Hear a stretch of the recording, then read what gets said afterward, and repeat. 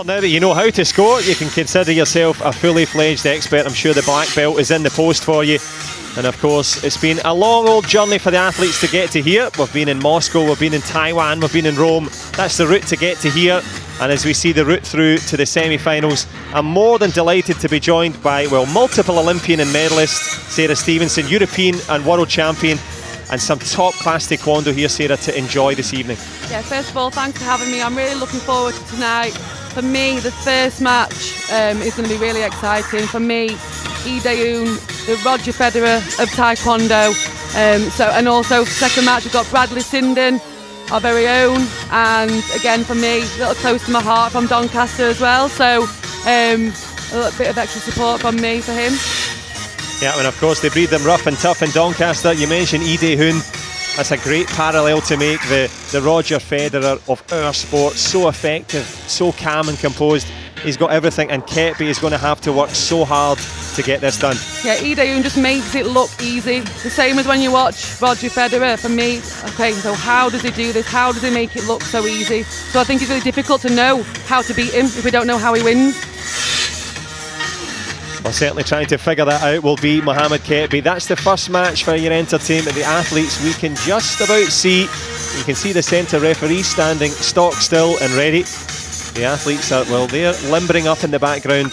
And that period, of course, in the call room, now, waiting for their moment. We are about to get things going. I want to hear a massive cheer from you all. Keep that energy up throughout the evening as we get ready to start the semi-finals and finals of the World Taekwondo in Manchester 2018.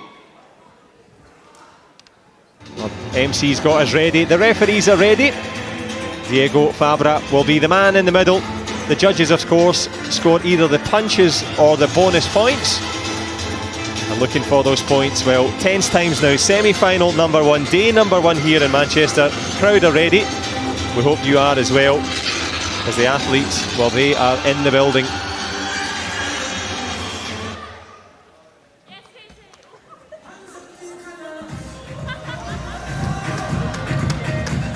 Well, a party atmosphere, and it will be a festival of kicking and punching here.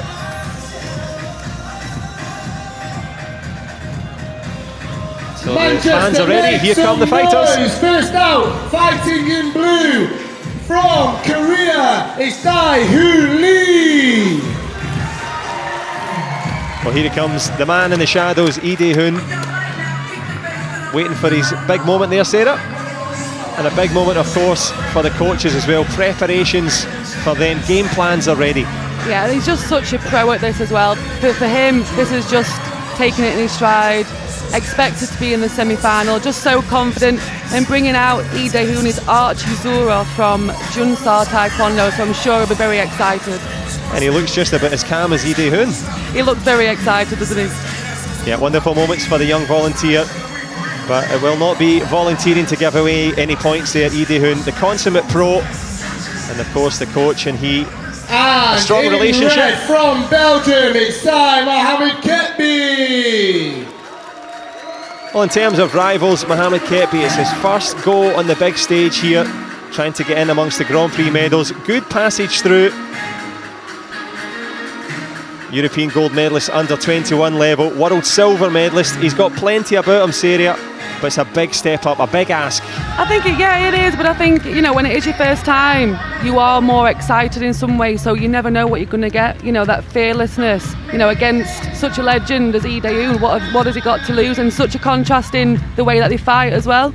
And it was Ruby Pracklet actually that brought out Mohamed Kepi, who is Robin Williams' cousin. Very good.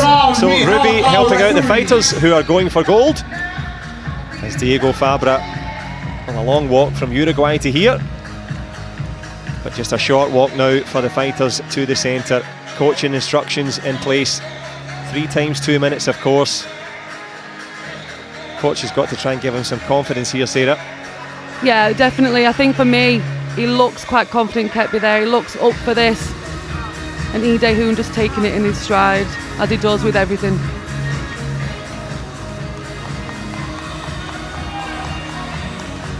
Well, the atmosphere and the tension building up, and it will of course be testing times first. Please make some noise for our first semi-final at the World Taekwondo Grand Prix 2018. So the test complete, the body armour's working first time, and we hope every time. Lee Dae-hoon there, the smiling assassin. He looks so peaceful and calm, but when he lets loose, the danger man. The quiet assassin is exactly right. Standing right in everybody's distance, not aggressive, just really, really patient. Yeah, and will that patient turn into points here? A nice overhead shot for you to see. Well, as you can tell, we're in Manchester. It's the Grand Prix, and it's the big prizes at stake for both men. 3 times 2 minutes now, of course. And here we go, Lee Dae-hoon. He's the man in your shot. So blue against red as they move towards the gold medals.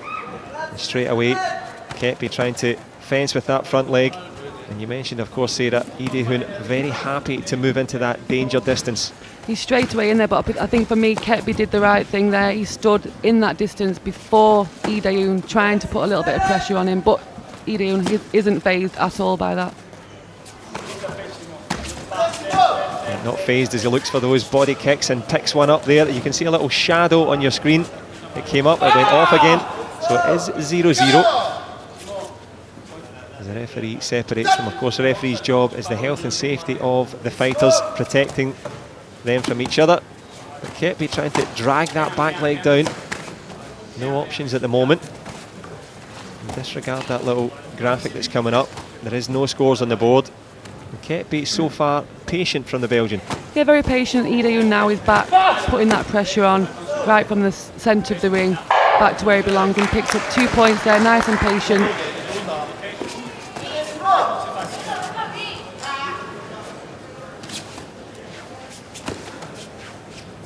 Well, patience paying off with that little body shot to start as we creep towards the end of this first round. Kepi trying to sneak in on the inside there. That picks off another counter shot. And you can see the graphic on the back there saying body shot, so look out for that. As Lee Dae-hoon looks out for the back leg there of the Belgian. Just waiting and waiting, letting Kepi do all the work and then taking the shots for another point. 2 points there for Lee Dae-hoon. Well, he made the parallel with Roger Federer, and it's been an ace start so far from Lee Dae-hoon, serving up a belter for the Belgian. And he's had to chase shadows a little bit here. Has to be careful not to let this round, colour the entire match. Yeah, it could get too far out of his control, so he has to be really careful with 30 seconds to go. If it goes any higher, you'd be a little bit worried.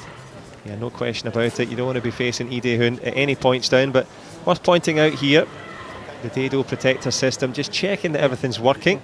They do wear sensors on their feet, sensors on the body protectors, and now, of course, on the head guards. So I think we're going to have one little test, but the biggest test so far has been for the Belgium, and I'm going to do the thing that you should never do. What can he do now? It's the most difficult question. I think it is a difficult question. I think a lot of the minus 68 players and coaches, they try different game plans. They think they know what to do against Lee Dae-hoon, and it just doesn't work. He just finds a way of getting back into his rhythm and his motion and his distance. But Kepi started in his distance, really close, putting the pressure on. 20 seconds later, it was back into Lee Dae-hoon's distance and his timing, his patience, his pressure. Yeah, it looks like his match so far. Great start here in the first round. A little technical interlude, of course. Have to make sure the technology is working. Not the best, I have to say, for the athletes. So far in the Grand Prix series, it's been good stuff from the technology. As you can see, the engineer running on there. I suppose it's like when the batteries run out in your phone. It's never an opportune moment. So wherever you're joining us from, apologies for the slight delay, but Lee Dae-hoon, the eyes always focused on the prize, never gives up the concentration. And as we move towards the business end of this first round, we'll have one more test, I think.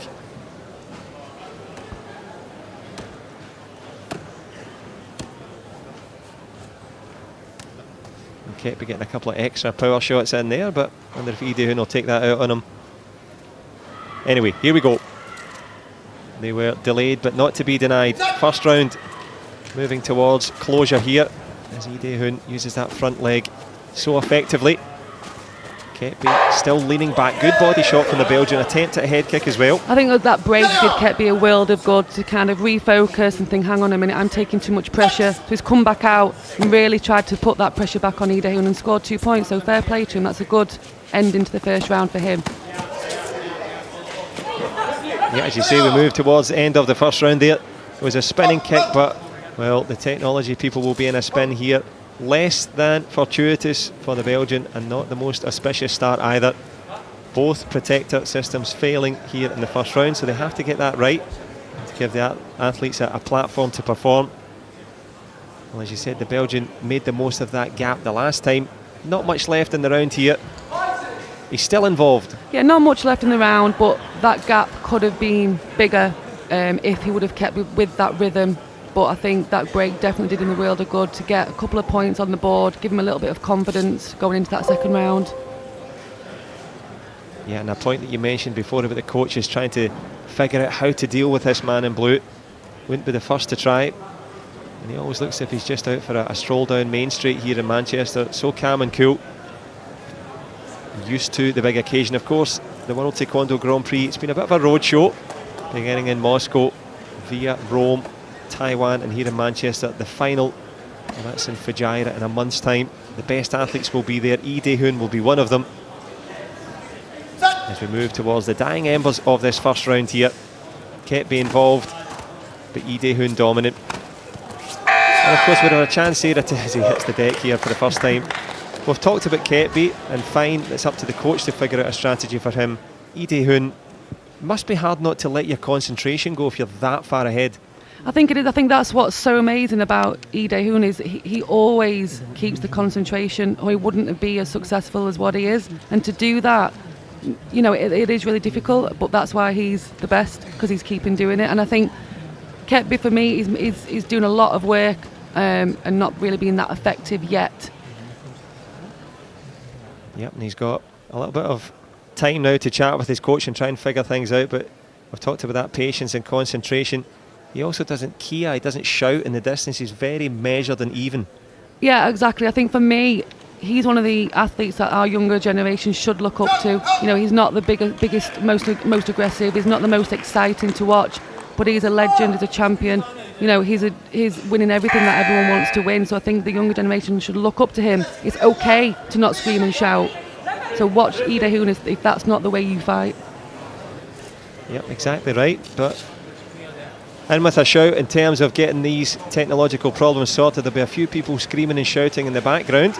Maybe not on the mat, as the PSS system from Dado, well, it's not been a great start for them, so they need to get that right. First day, some technical issues. And we've talked about the patience, we've talked about the concentration, we've also talked about, well, the need to keep yourself even and calm. But the most important thing is to have technology that works, that lets you fight. So hopefully, after another delay, we should be ready to get underway. Not the best start, Sarah, unfortunate. No, not for the first match. I think, you know, it can be a little bit frustrating for everybody, you know, the athletes, the referees, the organisers. So, you know, everyone's going to be frustrated now, and everyone wants it fixed. So it's a difficult one. Absolutely, but it is a momentary impasse for, well, both Korea and Belgium to have a little think about what to do next. Keep yourself loose, but also it looks as if, well, we can stop talking utter nonsense and let the fights begin. Hopefully. It's always good. I'll still talk nonsense anyway, but here we go. Round two, Ide Hoon with a commanding lead, 6 points of a gap. Ketby on that front leg, trying to be aggressive. And Ide Hoon, so good blocking with that leg. Almost grapples it round the leg there. Goes for a shot on the inside. It's just crazy how he can use that front leg to keep him away and then just take that shot again.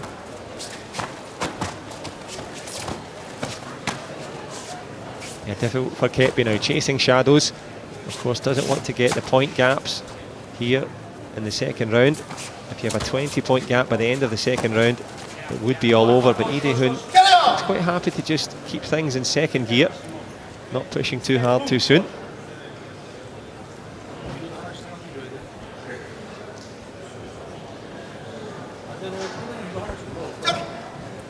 There's well for me, Lee Dae-hoon not allowing Ketby to come into that really short distance where he is going to be the stronger athlete in that distance, and keeping him away with that front leg I think is a really difficult thing to do. But again, Lee Dae-hoon makes everything look so easy.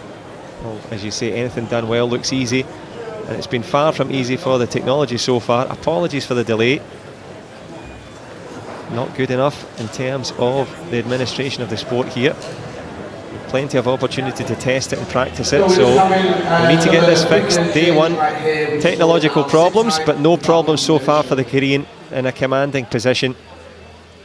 I mean, one thing you say to the younger athletes as well, if you look in the short distance where Lee Dae-hoon scored that last body shot, when you go into the short distance, don't go back after. Well, he does, because he's ready to react, because he doesn't want to stay in that close distance. But if you look, when he does go back, he's still looking, he's still focused, he's still ready for them to come to him. I think that's a great point for any youngsters watching. It's the champion does what they want to do when they want to do it, and that's the difference between the competitor and the champion, of course, which you were in your own right, and we get to sit here ringside and dissect the best of it. But I think exactly Ketby doing precisely what you said Lee Dae-hoon did, but without the concentration. Well, that wasn't a technological problem, that was a kicking south of the black belt problem, so hopefully he's okay. But the most telling aspect of all, 14-2 here. Doesn't want to be gapped here for the 20 points as Lee Dae-hoon goes again with that back leg, fearless in that distance. Yeah, he's getting so much confidence now, momentum, starting to step it up a little bit. Yep, step it up as well, as you say there, Ketby just flicked one up to the face there. So concentration, not just confidence. Lee Dae-hoon, a little reminder there from the Belgian.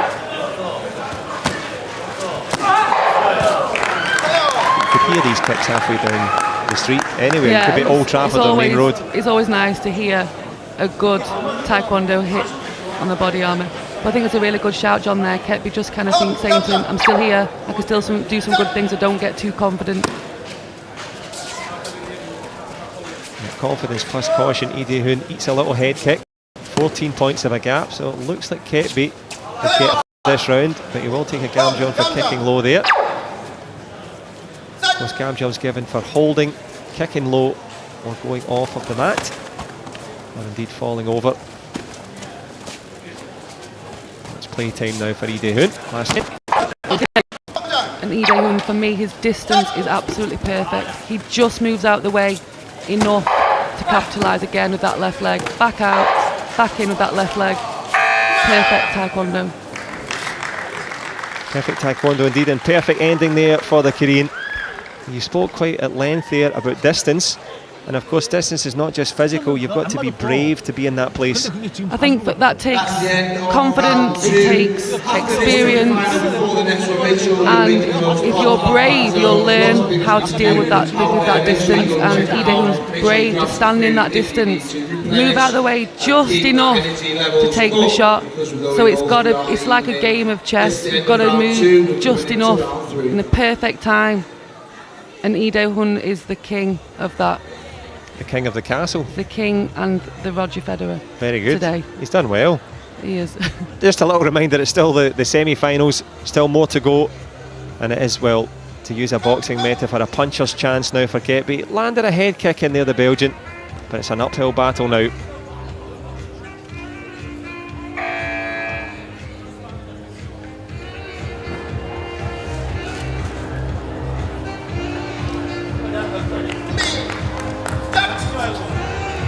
So an uphill battle for Belgium, and the man waiting at the top of that mountain, he's in the centre of your screen, Lee Dae-hoon. Surely not another technological problem here. I don't know if they should be kicking each other or kicking the people that are running it. Not good enough, not fair in the fighters. I've lost count of how many times this is now. I just feel like we should be in like a fifth round by the time this is going to get fixed. Well, a wry smile from the coach, agreeing with you. Knowledgeable fans in the crowd. Lee Dae-hoon, well, it manages a little smile. It is very difficult for the athletes to keep that concentration and almost the fire, because if we're bored, then they're going to start getting bored. No question about it, and the boredom plus the legs, once you start to, you cool down, your muscles get stiff. Exactly. I think anyone for me that's against Lee Dae-hoon, his temperament, his patience is almost like he's just so relaxed. and a lot of the time you see the other player mimicking how he fights. So for me, Ketby is a little bit more of an exciting player, but now that's really he's interesting. not. Really interesting. So basically, he's trying to copy the game plan of Ide Hun because he's almost transfixed. He's in the mirror. Because he's that strong with his game plan. I think he's kind of brings people down to his timing and his patience, and then he's so quick to react and take that shot. Yeah, tries to take the headshot there. Great point. Trying to subdue your opponent. Goes again with the big back leg boot to the body. A low block there. Good head cut. Again, that's the second one he's managed. Yeah, much better by Ketby there, chasing him around the ring, putting that pressure on the angles rather than forward and back. Great, making it a little bit difficult there for Ide Hun. As you say, making it difficult, keeping some pressure on, keeping it respectable as well. 26-10 in favour of the Korean. And just that micro movement there, just leaning back, sees it coming. And there's that short distance where Ketby would prefer to be, but Ide Hun doesn't take that pressure, doesn't fight back in there. So when you're in that situation there, it's difficult when the person doesn't give you anything back. That's absolutely true, doesn't give you anything back. We'll speak a little bit Bradley Sinden in a moment's time, because the young British fighter coming up next in the semi-finals, he had a match-up with Ide Hun, and he said it was deceptively strong in the clinch. Doesn't look strong, it's got that kind of baby-faced assassin look, but super strong. Yeah, you can see that. I think as soon as you see him kicking with his back leg, he does look deceivingly not as strong as he is a baby face, as you say, John, a silent assassin. Yep, he's raining the shots in here as we move towards the big gap for Ide Hun. For me, I think Ide Hun, if you look, his re-engagement after any action is perfect. Every single time he moves his head back to avoid, he's back in. He moves his body back, he's back in. He's ready every single time, but slowly. It looks slowly, but it's not. He makes it look easy, makes it look slow, but it's not. So the re-engagement is really, really important. And that, as you say, re-engaging, being able to keep that even tempo as we see yet another test. I'm running out of ways to apologise to you, other than to say sorry as we move towards some more top-class action, but it's that, the footwork and timing, reminiscent of the way Hadi Sai used to fight, just to stand in there. Yeah, exactly, yeah, for me, another legend of the sport, standing there right in that distance. You can see in that eye, the focus, but they're not screaming and shouting. They're saying, I'm here with my distance and my footwork. Yep, and by a distance at the moment, the Korean, as we move into the last minute. Credit, of course, to Ketby. He could have been gapped earlier, but he's up against it now. Yeah, Ide Hun really, really putting the pressure on now, and I don't think Ketby has a clue what to do. I would be the same. Well, you're in an elite club, and Ketby did his best to keep it going there. Well, they were much delayed by the protector system, so in terms of the PSS, well, 0 points for them, but 30 for Ide Hun. 30-12 there, an excellent win for the Korean. And of course, as you said, anything done well looks easy, and he's got that about him. We knew that coming in, and he's going to be a force to be reckoned with. 100%. Anyone that's in the final with him is going to find it really, really difficult. He just, again, as you say, he makes it look easy. He changed his name to Easy Ide Hun, but it is Ide Hun who's through. And we, of course, get to see the next semi-final. A bronze medal. Good work from Mohamed Ketby. Couldn't have given any more. More than respectable. This is a respectable round of applause here for the three-time world champion, double Olympic medalist as well, the Korean. He's got the pedigree, he's got the win, and we get to move on now to the next semi-final, and that is just moments away. I'll let you enjoy some of the highlights.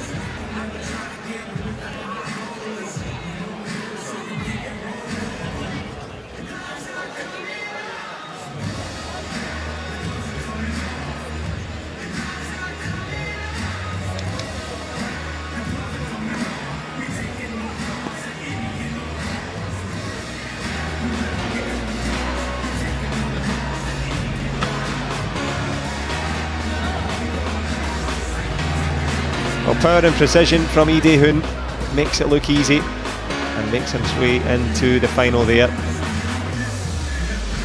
No analysis needed. Blue was better and battered Belgium.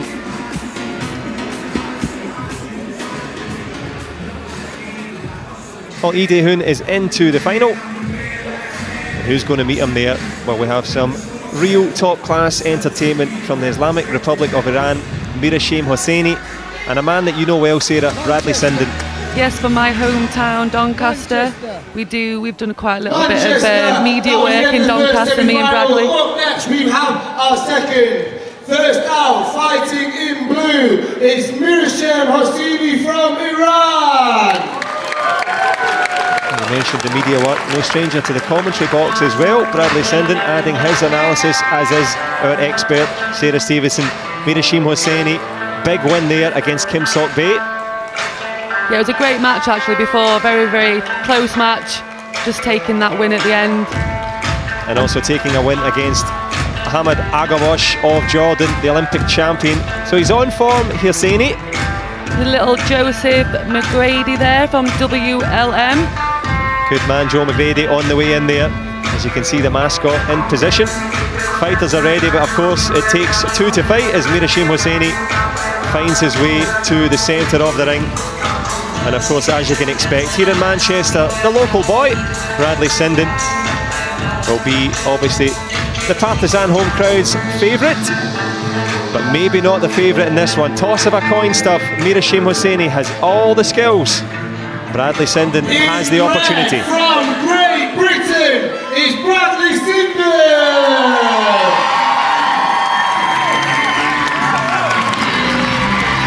We've also got, bringing out Bradley Sinden, another Doncaster girl, Elizabeth Adamson. She wanted to bring Bradley out knowing that he was from Doncaster, so she'll be really pleased with that. Well, the Donny Bomber bringing in Bradley Sinden, the new man on the block, and he's what a top-class resume he's amassed so far. A silver medalist at the London Grand Prix last time on home soil, guaranteed a medal here. As some fans watching on. There's my new Liverpool friends there, and the husband there in the crowd looking very serious. And it is looking very serious for this young man here, Bradley Sinden. Well, he loves a meal deal, they've told me. The British team loves his scran. Can he get his teeth into this one? Gum shield in place. Our referees for the second semi-final.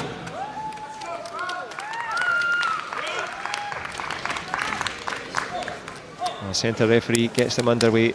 Last minute bits of instruction. I've had a chance to talk to Martin Stamper, the British team coach, earlier on. And he says that Bradley's very coachable, always listening, very intelligent, and he'll need to be because Mirashim Hosseini has every trick in the book. Yeah, for me, Bradley listens to. He's a good boy. He's he's going to be one of those that a lot of the younger generation look up to. He listens. He's respectful. He's inspiring. So he's still so young as well. So he's got a big future ahead of him, and he's already winning on the big stages and making it to the finals. Yeah, winning on the big stages, but a big test now for the youngster from Great Britain. He goes against Mirashim Hosseini, the world silver medalist. He's only lost to Lee Dae-hoon, the man you may have just seen previously. So a couple of losses on the Grand Prix circuit so far for this man in blue. But apart from that, 3 silvers, and he won the Asian Games as well. Never easy to do. Top class competition. Nice encouragement for Bradley here. Yeah, it's great to see the crowd cheering on the home nation there. Bradley, for me, I like the way that he also is not scared to put his presence in the ring and stand close in that distance. He likes that distance, very similar to Lee Dae-hoon, but obviously not quite at that level yet. No, I think that's a fair comment. They fought most recently in Taiwan in the previous Grand Prix, and as I said, Bradley came off saying how strong Lee Dae-hoon is, but still fancies it, thinks that give him another couple of goes at it, he may get a chance today. Is the experience, Lee Dae-hoon's probably got like 10 years on Bradley, so, and look where Bradley is already, so again, like I said, he's got a big future ahead of him. Big future and a big challenge. Mirashim Hosseini, the man from the Islamic Republic of Iran.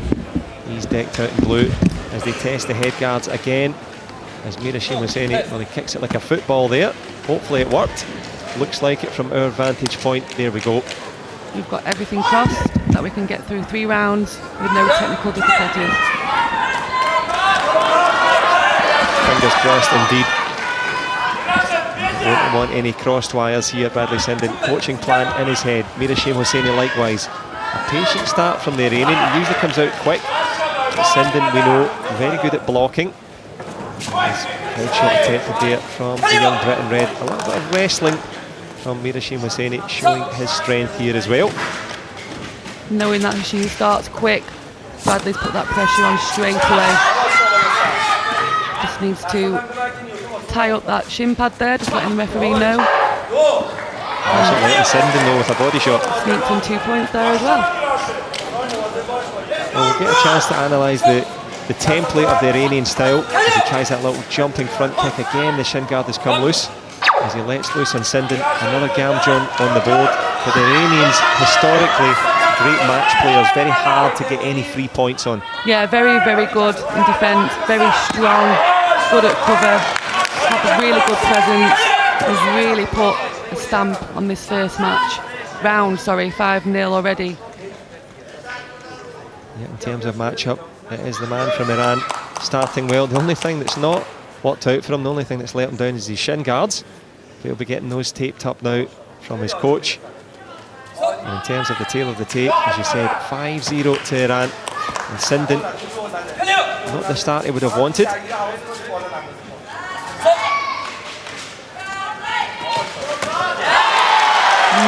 headshot there by Bradley Sinden. He's been going for the body quite a lot and just surprised the team there. Going for the body and sneaking it up to the head. Making it look like you're going for the body, then taking it up. Bradley's really good at disguising his shot. Yeah, and speaking of shots, he's played himself in to this match here. 5-4, Gamjon given. And the Brit with the headshot, a real belter there, as you say. And given Mirashim Hosseini, well, it looks a little bit dazed, the Iranian. Didn't expect that one. I think that Sinden really needed that there. Looking like the match was going to come away too early, and then having to chase is never good. Kicking right on Kaleo. Nice refereeing there. Didn't give away the Gamjon. Realised that they were both trying to go for it as Sinden uses that front leg again like a jab, poking it out, getting into that close distance, head to head literally here. 30 to go in the first. There's definitely more opportunities here for Sinden to take that up to the head. But patience. Tries to change it round the corner. Goes with the back hit. Another little attempted chop kick. Good block there from Bradley Sinden. And power on the inside there. That punch maybe sneaking up the stairs. Did it land on the neck? Unintentional, I'm sure. It was unintentional, and I hope that he's just maybe been a little bit dramatic there. But you never know. Yeah, I would say that maybe the Oscars are a little bit too soon, but it did maybe slip off the protector, catch him in the neck, and it catches Sinden as he takes the Gamjon for that punch there. And of course a video replay card being played by Martin Stamper. I think he agrees with you. Lack of contact, saying no Gamjon. So I don't know if we'll be privy. It's difficult to watch, and you can always say, well, no way that hit, the neck or above the chest. But, when you do watch it back, we shall see. Yeah, very difficult to tell from that angle, but Hosseini straight away sinks to the mat. And it did look, well, just from this disadvantaged vantage point, as if it was to the neck there. Hopefully he's okay. So Gamjon given, could be a loss of a video replay card. Either way, I don't think it's going to affect the outcome. I think it's still quite anybody's game. Yeah, absolutely anybody's game. The video replay card, will it go to the referee's pocket? They're still pondering over this one. A close one. A couple of points of a difference. And this video replay could make a difference here.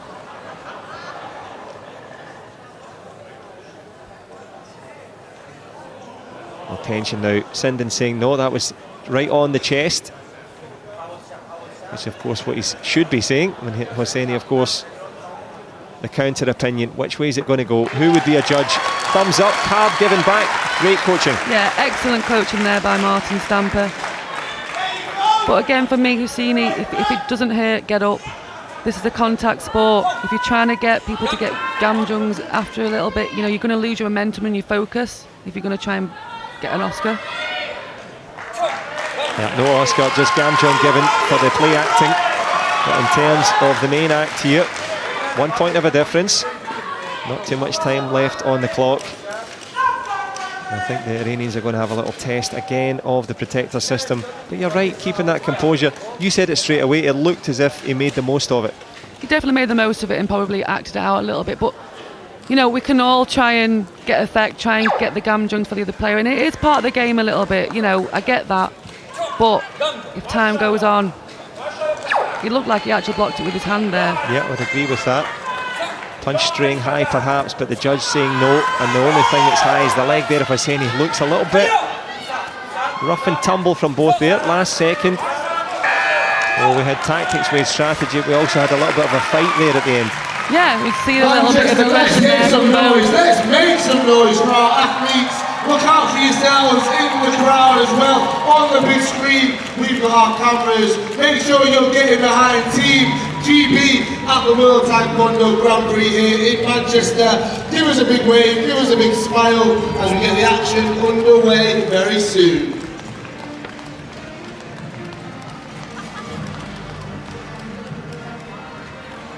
Well, the reigning just 21, Sinden 1 year younger, but it's just 1 point of a difference, and it was great coaching that pulled them back into it. All to play for in the second. I think for me, Sinden, there were some great options there. At first, okay, 5-0 down, it's not working. Without losing composure, what can I do? He tried the spin, he mixed it up for the head, he put the pressure on. We just hopefully won't go too mad, just keep patient. Patience the watchword as both men tried to get into that close distance that you mentioned earlier on. In the pocket, eye to eye and head to head on a few occasions. And it is that 1 point margin for Sinden. Hosseini very quick at going to the head with the back leg, goes for it this time, super close. Sinden blocks, didn't miss by much. Not much movement from Hosseini, but when he goes, very quick, very strong, and quite surprising. So you've got to be ready. Very good with that headshot in the clinch. Taking it to 8-6. Of course, the target now, you can hit the back of the head in Taekwondo. So putting himself back into the lead, Hosseini. And Sinden just switching off for a second there, or even a millisecond in that one. There's still plenty of time. We're in the second round. 2 points of a gap.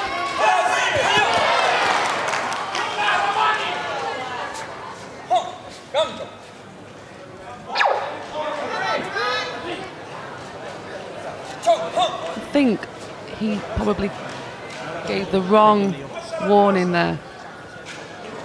Yeah, I think that's a fair shout. Martin Stamper agreeing with you. Gamjong given against Great Britain, which of course the penalty, but it looked like a push from Hosseini. So Stamper's played his cards. Has he played his cards right here? Toss of a coin stuff. Looked as if he fell over from my point of view, Yeah, Bradley. it didn't really look like Hosseini pushed with his body maybe, but I think Sinden on one leg, was already trying to lean back, trying to get that headshot. So a difficult one to call really. But again, use your card, you've got to try when you need it. And of course, coaches and fighters, they discuss who you're going to play the card or not. They'll agree, and then they'll play the card and hope for, well, no risk, no reward. This is the man with the plan at the moment. He played the card right in the first one. Eyes wide for Stamper. Is it eyed wide with delight? Hosseini will be hoping not, because it is at a pivotal stage in this one. Tension now here.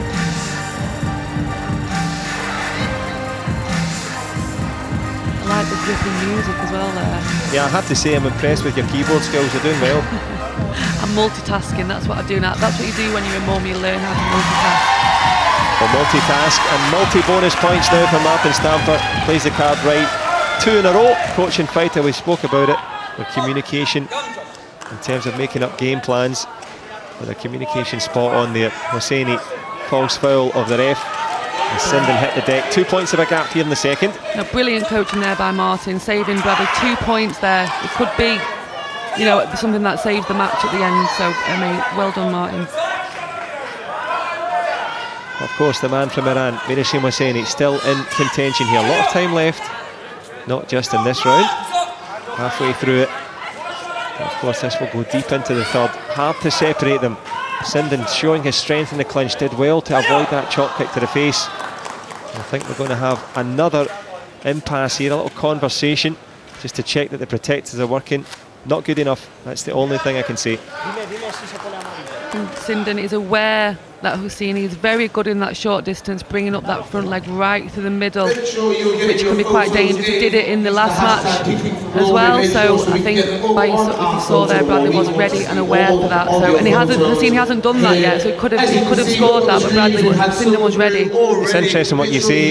It's the opposite with Sindon. Hosseini wasn't ready and he flicked him right in the face. Tried to do the same thing there, the Iranian. The pressure is on him now. Yeah, I think so. I think you're right there, John. I think although he is winning by those couple of points, Sindon is giving him that pressure. He has to constantly be on his feet. Sindon loves creating that pressure with the distance. But again, very similar to Ide Hun, as we saw in the first match, standing in that distance and being brave. Well, the pendulum of momentum swinging back and forth here. Mirashim Hosseini, as you rightly say, Sarah, has that lead, but the pressure from the young Brit in red as he battles forward. Did well to avoid that push kick to the face, as you said there, that stepping up chop kick. As they step back out here. And you've switched from the keyboard to the drums. I can do everything, John. We're trying to find the rhythm here. Sindon and Hosseini. Who's going to hit the high notes? Again, the test.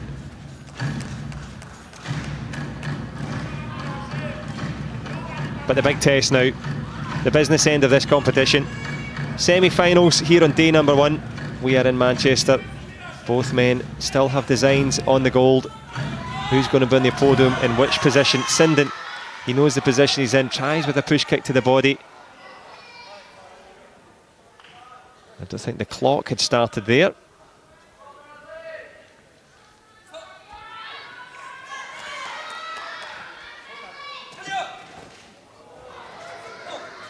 Well, Hosseini takes a tumble there.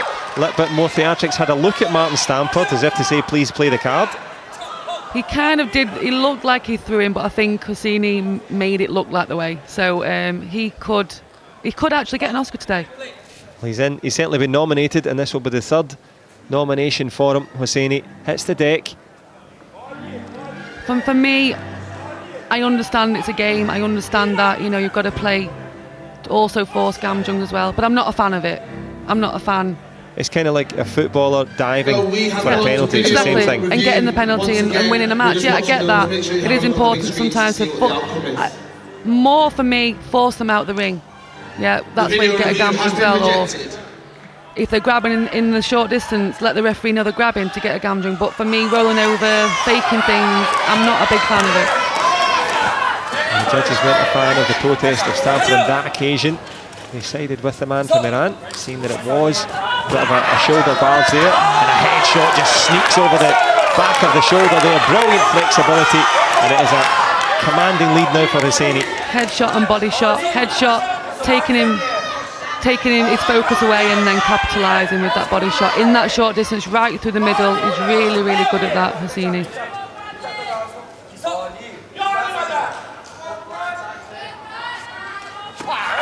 The last 10 seconds now of an engrossing second round. Sindon was well involved, and it's now Hosseini with the quality there. Did well to hold his feet there, the young man from Doncaster, but it's the man from Tehran that finishes this second round strongly. Lovely little jumping counter from the man in blue, and he's really, as we talked about the pendulum swinging one way towards Sindon, let's talk about Mirashim Hosseini now.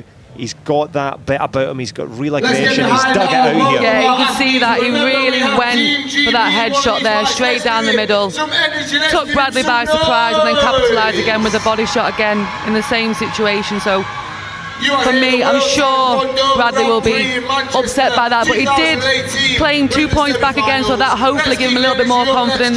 And again in this, in 2018, this is not a big gap. It could still pull it back, it could still go either way.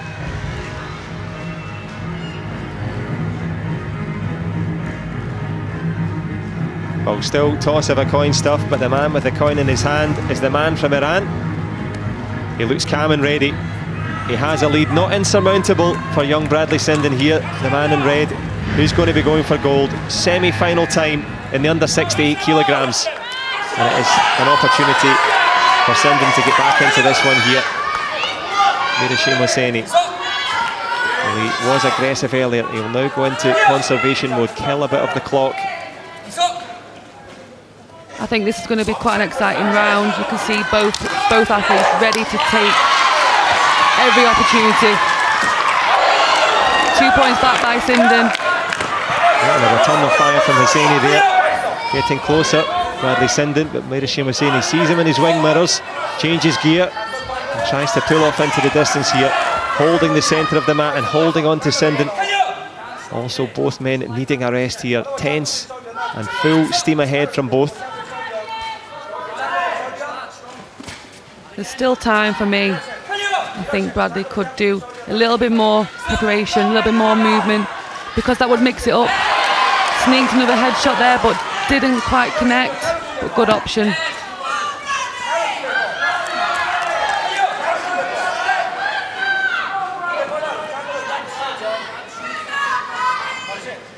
Yeah, you say good option there. Tried to the head, then to the body. Certainly not running out of options, but perhaps running out of time here. We're creeping towards the halfway point of this third round. Mirashim Hosseini standing stock steady in the centre. Little twisting kick, fakes it out there. Change of stance and lovely step inside from the Iranian. Eats a few seconds. Good strength from Sinden in the clinch. You see he's very good at that surprise front leg there. Standing still, and boom, straight away that front leg. And then after, he gets momentum and creates opportunities.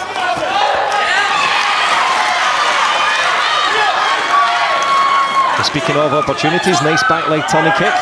Puts him within 5 here. Bradley Sinden on the back leg. Mirashim Hosseini on the back foot. But has that 5-point gap. Creeping towards the last 30 seconds.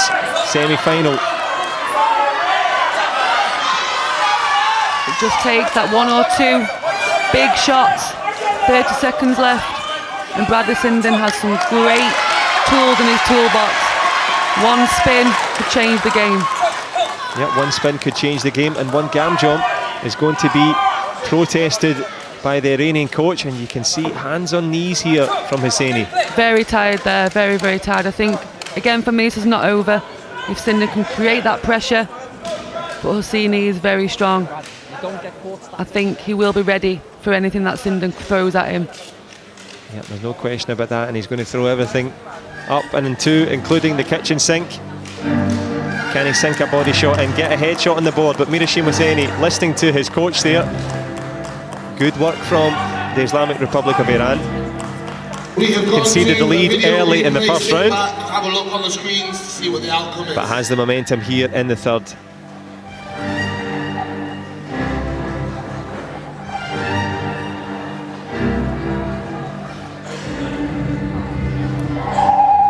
Well, let's have a little look at this here. There was a gam jump given. The video replay has been rejected. And it is indeed, as you could hear the MC saying, rejected on this occasion. So the card gone for Iran. Time running out for Sinden. Tries the back kick round the corner, but yet again, the protector system not switched on. Very, very unfortunate in these dying seconds. Sinden starting fast there, trying with the spin straight away. Could have changed the game, and then the system breaks. Yeah, the system breaks, not for the first time. Actually taking the PSS here, but 4 points of a gap. 22 seconds, the clock ticks. Sinden on the front foot. Hosseini, good bit of wrestling on the inside. Can he get his hands and his feet into the final? The Iranian in blue, the Brit in red, battling forward. Sinden, back legs from both. Excellent stuff from Hosseini. Last 10 seconds, headshot from the Iranian. Almost scoring, Sinden clawing it back. 2 points of a gap, 10 seconds to go. If Sinden can stay out of that short distance, he could sneak a little shot here. Hosseini on the cover, Sinden on the attack, but the Iranian not by much into the final there. I think we're going to have one more go from Martin Stamper. He doesn't have a video replay card left. Looking for the extra points for the difficult technique. But the referee hearing no more of it, and we'll see no more of Bradley Sinden in this one. Bronze medal for the young Brit. A real battle there with Mirashim Hosseini. And of course we'll give plaudits and respect to Bradley Sinden, but this young man here, something a bit special there. Yeah, you could see, for me, he's very, very strong, very composed. I love the way that he just thinks, you think that he's just switched off, and then all of a sudden he surprises you with an attack. Check, gets them going back, gains momentum, and that in the short distance, those high shots, straight through the middle. Very, very good. Yep, straight through the middle and straight into the final now. And what a final it promises to be. The man from Iran, Mirashim Hosseini, will go up against Korea's Lee Dae-hoon. He's the only man that the man in blue has lost to this season. So should be a classic final, lots to look forward to. I'll let you enjoy some of the highlights as we move then to the under 67 kilogram women's contest. Just stay loud, make sure you get behind them.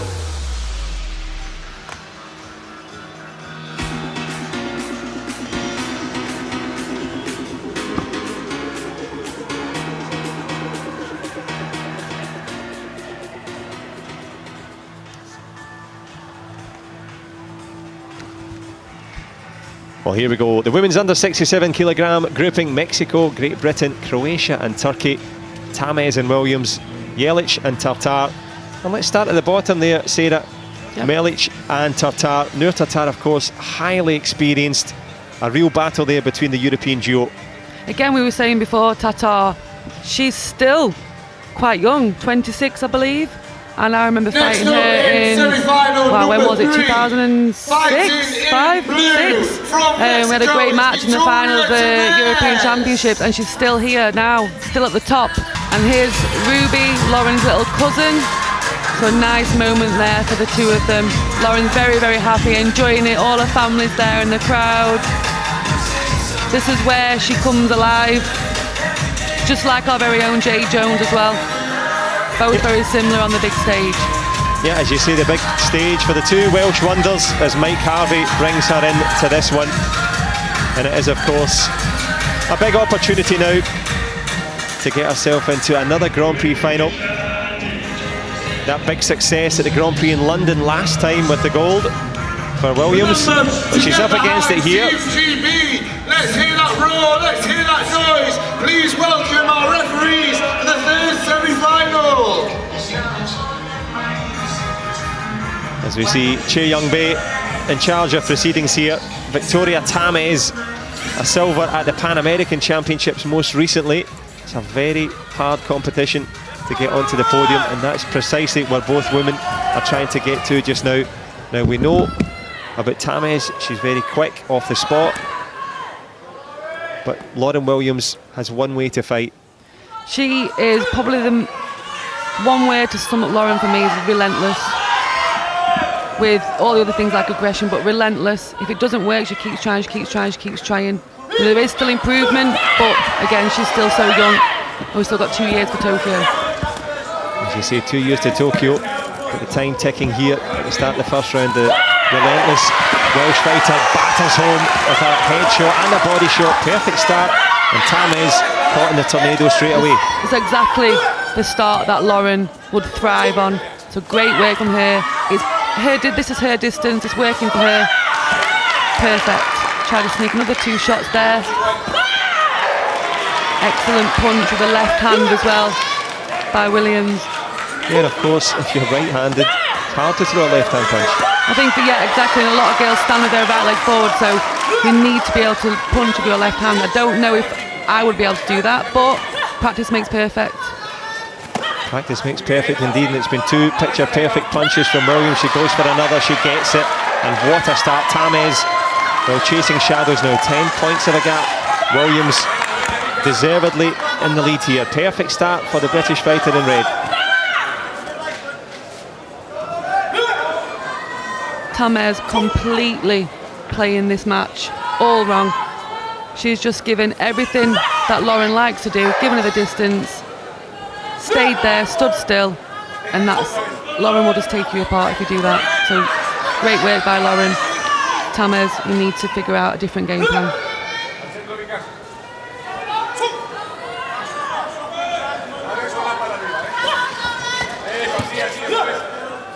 Game plan not working, as you say, for the Mexican so far. That could help, a little gam jump. Plus the punch for Tamez. That's another reaching in punch there for Williams, and maybe has to be a little bit careful. Doesn't want to eat a front leg in the way in, but we are reaching the last 30 seconds. And if you could design a first round, there was the headshot that we were alluding to. Has to be careful of it. The Mexican has been caught in the headlights. She's been caught in the face. And she's been found wanting against Williams so far.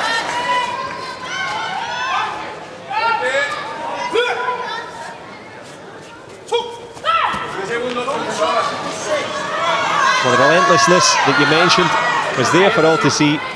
Electric start, good punch there from the Mexican on the inside. But as we end it, it's 10 points to 2 on the board. And if you were to write down a start for Michael Harvey and Lauren Williams, I'm sure that would be it. Exactly, that for me was perfect. Lauren Williams getting everything right for herself, and the opposition standing in her distance, in Lauren's distance.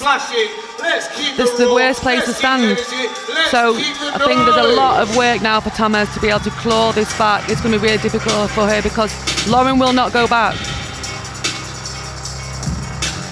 Yeah, as you say, she will not go on the counter, even though Tamez has encountered Williams, the whirlwind.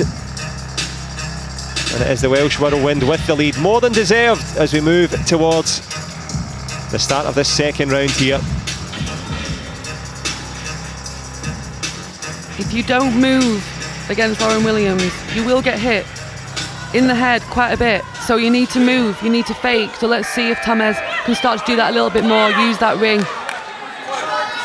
Yeah, as you say, we go into the second round here. If you don't move, then Williams will move you herself. Goes again with the big punch, the body shot on the inside as well. The punch doesn't always score, but it wins you, it pushes you back, leaves a space. Pushes you back, creates that distance, and also a little bit of that aggression, putting the fear into that opposition as well, which Lauren's really, really good at. Another punch there by Lauren, left-hand punch. Far too strong at the moment for Tamez. Tamez needs to move, use the angles, use the ring. And at the moment she's not doing that.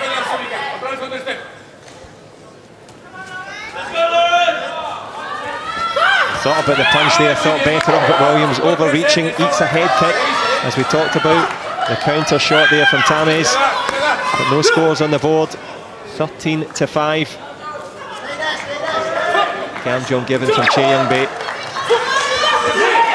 But Williams, as you say, well, she only knows one way forward. And I think that the Mexican coach, former world champion himself, playing the card there. And this could be just about getting a rest as well. Williams, as you say, relentless. Relentless and fit. You never really see, well, I don't think I've ever seen Lauren look tired. She's never got her hands on her knees, bent over like some of the players do. This is how she fights. Every session, this is how she trains. Taking the training to the mat. Was that a push to the mat? That would be the contention from the Mexican coach. Gamjon was given the other way around. As you say, that fitness works prodigiously hard, and it's really hard times now for Mexico. Very, very physically strong compared to Tamez.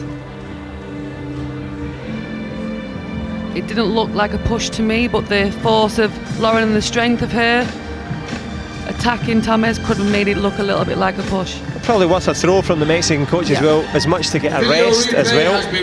But it has, as the video review panel agreeing with our expert here, Sarah Stevenson, as that Gamjon stays on the board. Williams, well, she stays on that front foot, no surprise there. 14-5 with 45 to go here in this second. Decent headshot attempt there. Much better from Tamez. She is trying to create more action by using that attacking force. But just Lauren is just far too strong for her, I think. Well, you mentioned not moving. Tamez is now getting a bit of footwork going there. A couple of swings and misses. And it's the punch from the Mexican. Yeah, nice punch there. Maybe giving her a little bit of confidence there. She also saw, she moved, Lauren missed. She didn't take the opportunity, but now she can see if she moves, she can create more opportunities. Yeah, for those opportunities, well, few and far between, as Williams takes another little power punch there to make it 15-6. And it's been a textbook start from the Welsh wonder here. Last 10 seconds and a perfect second round. Good back leg there from Tamez, still in the fight, but leaves herself open. Headshot lands perfect, punctuated by a punch, and a great end to the second round. Well, if it was perfect in the first round, couldn't be any better in the second. Some really good movement there by Williams as well. She wasn't just kicking in a straight line. When Tamez did try to force something and attack, Lauren did move and use the angle. It's nice to see as well. Both athletes are putting on display. So if she's going to go back, she's not going back in a straight line, which is perfect.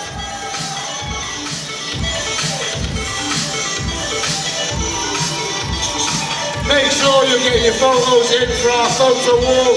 Use the hashtag Kicking for Glory and you might get your faces on the screen.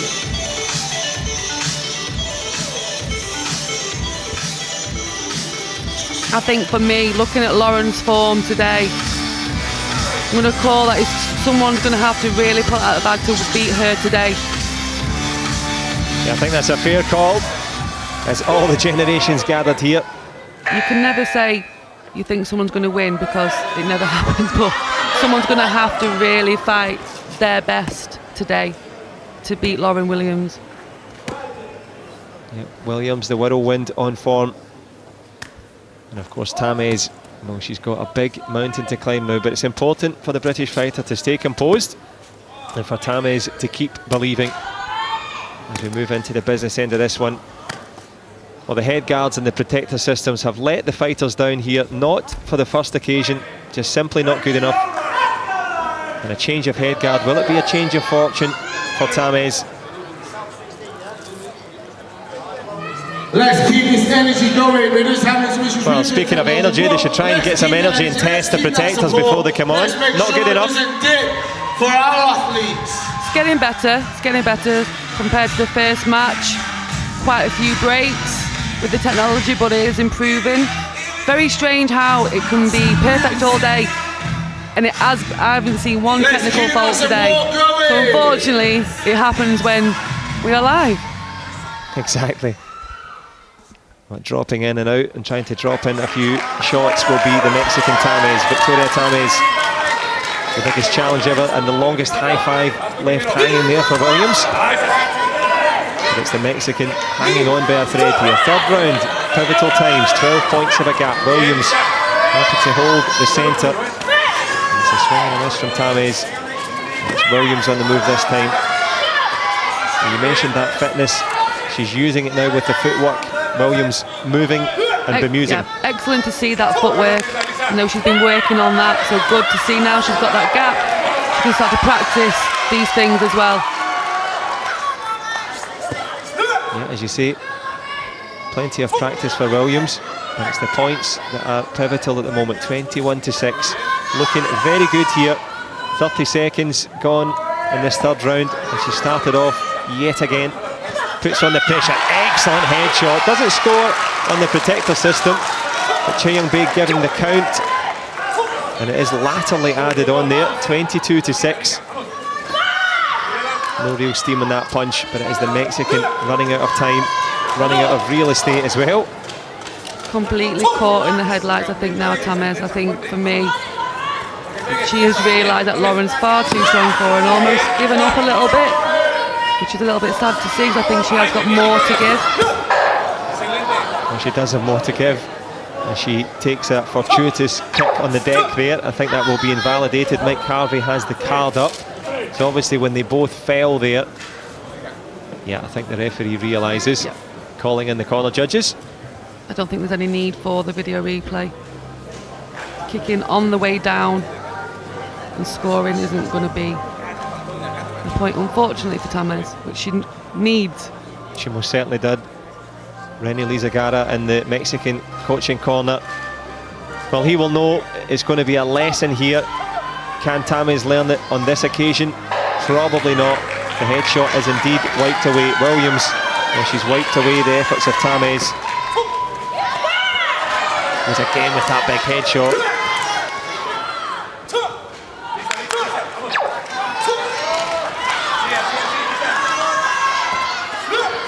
Too little, too late, I think, Tamez. Again, we saw she has got some skill there to move and pressure the opponent back, but it's too late.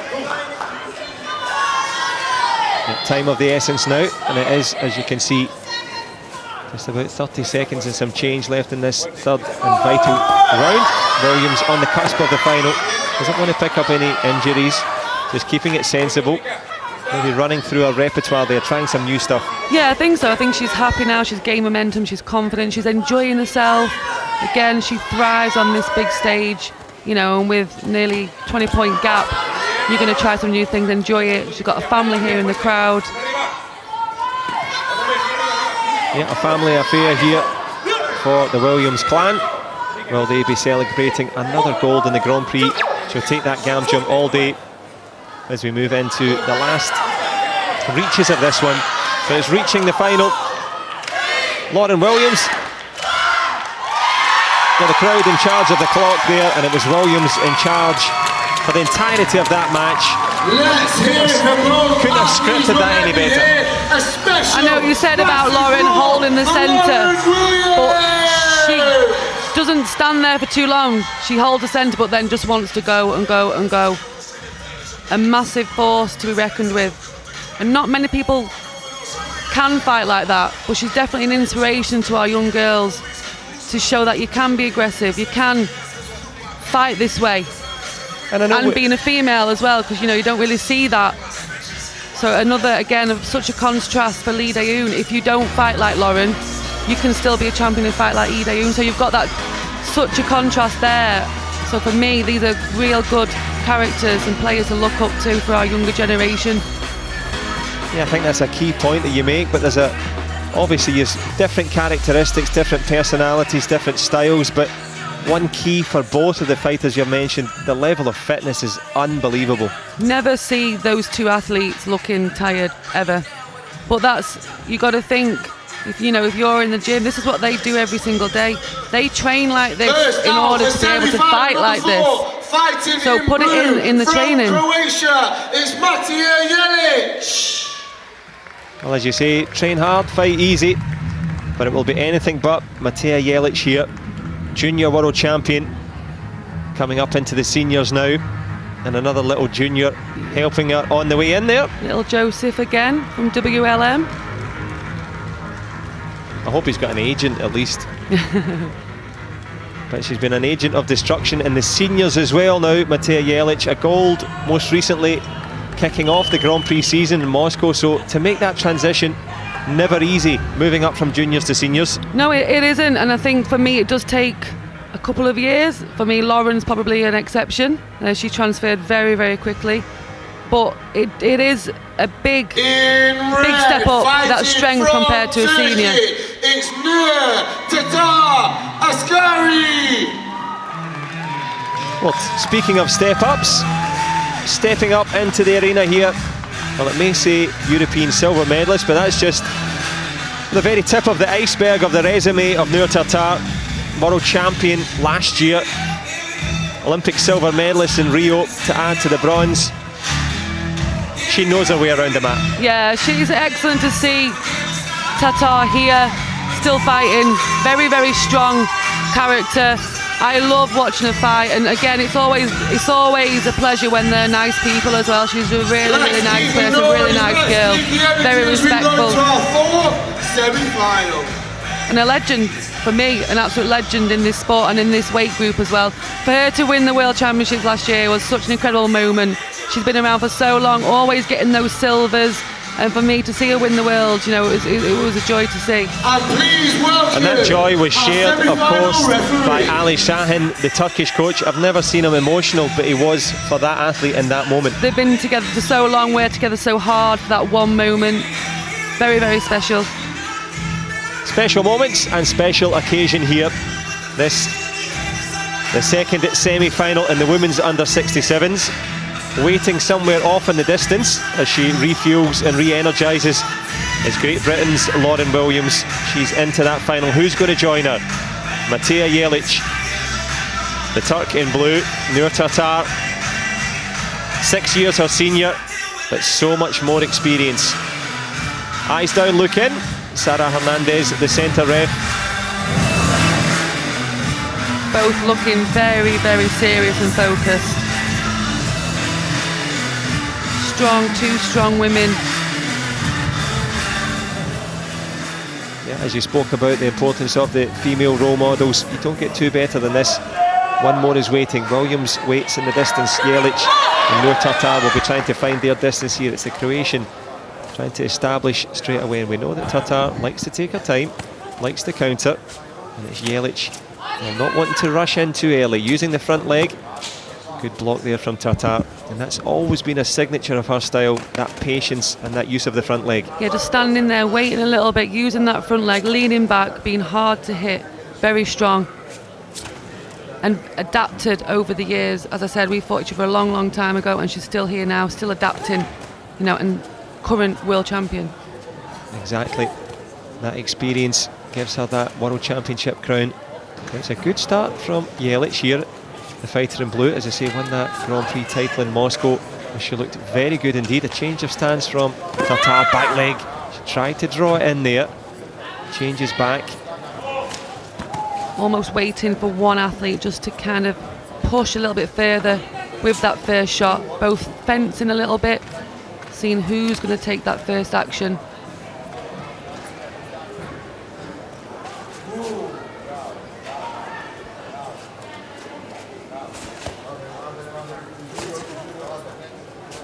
Well, we've seen everything in Taekwondo. Electric quick starts, the perseverance, the desire to keep kicking. This one, much more patient affair as we creep towards 30 seconds left in the first round. Tatar just keeping it free and easy, as again the protector system has let them down. At least there's no points on the board. So, you know, for me, again, they're just going to start from scratch. And that's a good point here, is it? Top level athlete and champion, you know what it's like, that mindset. You have to be so calm and cool.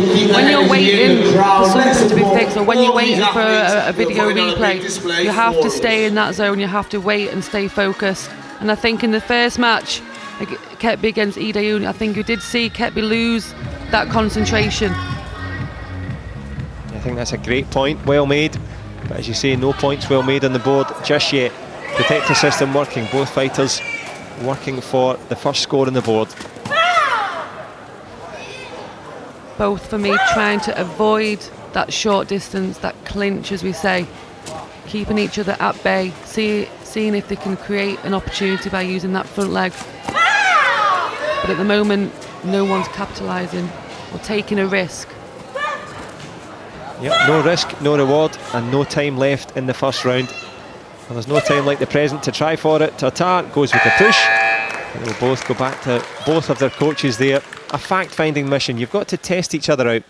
Yeah, you know, I mean, for me now, you don't know what their tactics are going into this match. They're both obviously using that front leg, being ready and focused for something to happen, and they're both doing exactly the same thing. They're very wary of each other, but ready should an opportunity happen. And you mentioned before the coaching and player relationship. Really important to have that experience in your corner. Yeah, and that trust. When you're an experienced athlete like Tatar, it might not really need that much, you know, conversation or that much tactics. It might just be, I trust this person and I need this person by my side, and that will make, if I'm happy and I trust this coach, you're going to go into that ring with more confidence. That's, for me, from experience, what I needed. Other people need that constant reminder, constant tactics, you know, others don't. Yeah, a tale of contrasting coaches, the Croatian and the Turk, both happy with the work. And the wise words of Sarah Stevenson, our resident expert here, running the rule over this one. And as you can see, nothing doing on the board. Both fighters happy to lean back, keep their heads out of the road, and just creep in there. Decent little front leg from the Croatian in blue, but not really committing to it too much. Tatar likewise, happy to block, happy to wait. Dare I say, John, I don't know if Tatar looks her usual self right now. You never know, we've got no points on the board, there might be some tactics that we don't know about, but for me, she's not looking her strongest or her best in this match so far. Well, you've fought her, you've been in with her, you've beat her, you know what she's like when she's at her ferocious best. Perhaps saving it up here, but certainly not saving too much time now. Halfway through the second round, neither committing, neither throwing the back leg. And that is, of course, because the front leg are so good to the face from both. But Tatar, as you say, still in second gear, taking her time.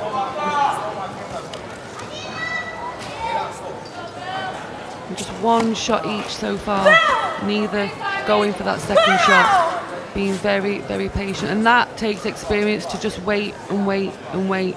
And if you score one shot at the end, you win. They don't care how it looks. Exactly right. They have no thoughts for the spectators or indeed yourself at home. They are going about their business. The database is running in their head, which kick, which move, and it is neither wanting to commit as the referee again brings them over. Oh, you can guess why. And they're both just doing enough as well, John, to not get a gamjung for not fighting. Just every now and then, let's just throw it out there, take it in turns, just enough to not get those gamjungs, because right now a gamjungs in this match could make a difference. That is indeed a pivotal point. The expert analysis. This one very much toss of a coin. Team Turkey. The young man enjoying himself. Flying the flag. Oh, I think his mother's more happy than him. Isn't it always the case? Some people love the camera, some people like to hide from it, but there's no hiding place here in the centre of the mat. Last 10 seconds and a real stalemate here. We're seeing explosive stuff. First attempt there, it's something different there from Jelic. Back kicks, a swing and a miss. If you've missed the first 2 rounds, there's been no real highlights, but still both fighters very much in this. And Nur Tartar, as you say, not moving that fast, taking her time, even walking around. Almost a little bit too patient, making it look like maybe she's not at her best. But, you know, we don't know their tactics, we don't know her level of fitness or injury as well. You know, some athletes hide that really, really well, just do enough if they're injured. So who knows? We'd like to see someone make something happen. I think that has to happen now in this last round. Yeah, for sure. Time to make it happen, time of the essence. But it also provides, well, by way of contrast, we saw Lauren Williams come out like a whirlwind. So as you say, it's not just, you have different body types, different styles, and of course different temperaments as well. But who can make the difference? Here we go. Third and final round. No scores on the board. Croatia and Turkey, near neighbours. And they can't be separated so far. Nur Tartar for the first time, I was going to say coming forward there, thought about it, a little bit more aggressive, change of stance. Can it be a change of fortune, trying to draw in for the front leg, the Turk in red, but the Croatian wise to it. Again, as we said, John, in the first match, if you were here for the first match, players mirroring each other's timing, each other's distance and techniques. And these are very similar athletes at the moment, very, very similar, and mirroring each other. It just takes that something different to create that opportunity, and we haven't seen that yet.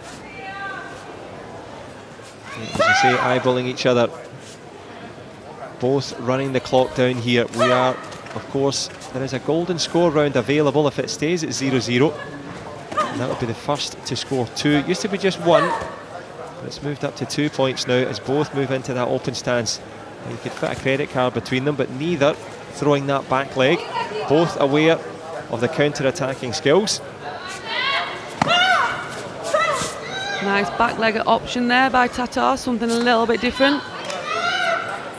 Yeah, something a little bit different there from the camera operator as well. The level of focus, obvious. Yeah, nice to see that shot there for Tartar.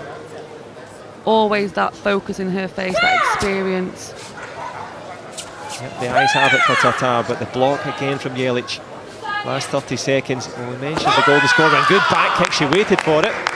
Brilliant technique there, unfortunately didn't score, but beware of Tartar's back kicks.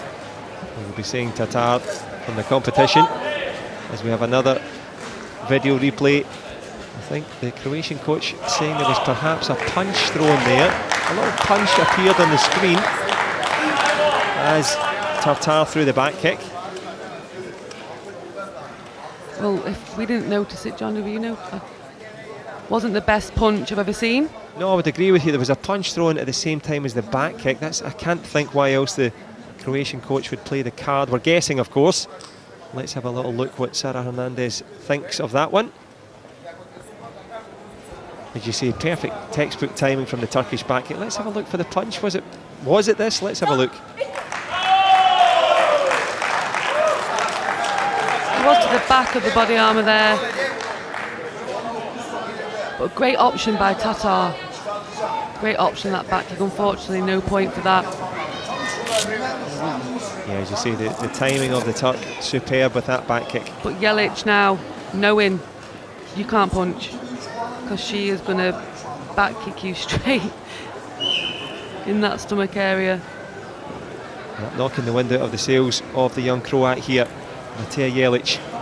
We're still waiting, of course. The punch, to our knowledge, wasn't scored, so the video replay card will be pocketed for the Croatian team. Open stance, but not open scoring. Well, the point did score for the Croatian. It was added on laterally there. So the punch option has worked. It's now on Tatar to come forward. She does, walks into a headshot, and Matija Jelic opening up here. Last seconds, plus the Gamjon, how quickly things change. Excellent coaching there by Croatia. Made all the difference now in this match. And making the difference down the stretch there. Wonderful stuff from Matija Jelic. We were made to wait for it, but my goodness, the Croatian delivered in the end. Talk about patience. Exactly what we said in the first round. That 1 point in the last round made all the difference for the ending of this match. So great to see that amount of patience and focus, because that is so difficult to hold yourself back, you know, without letting loose, as they say.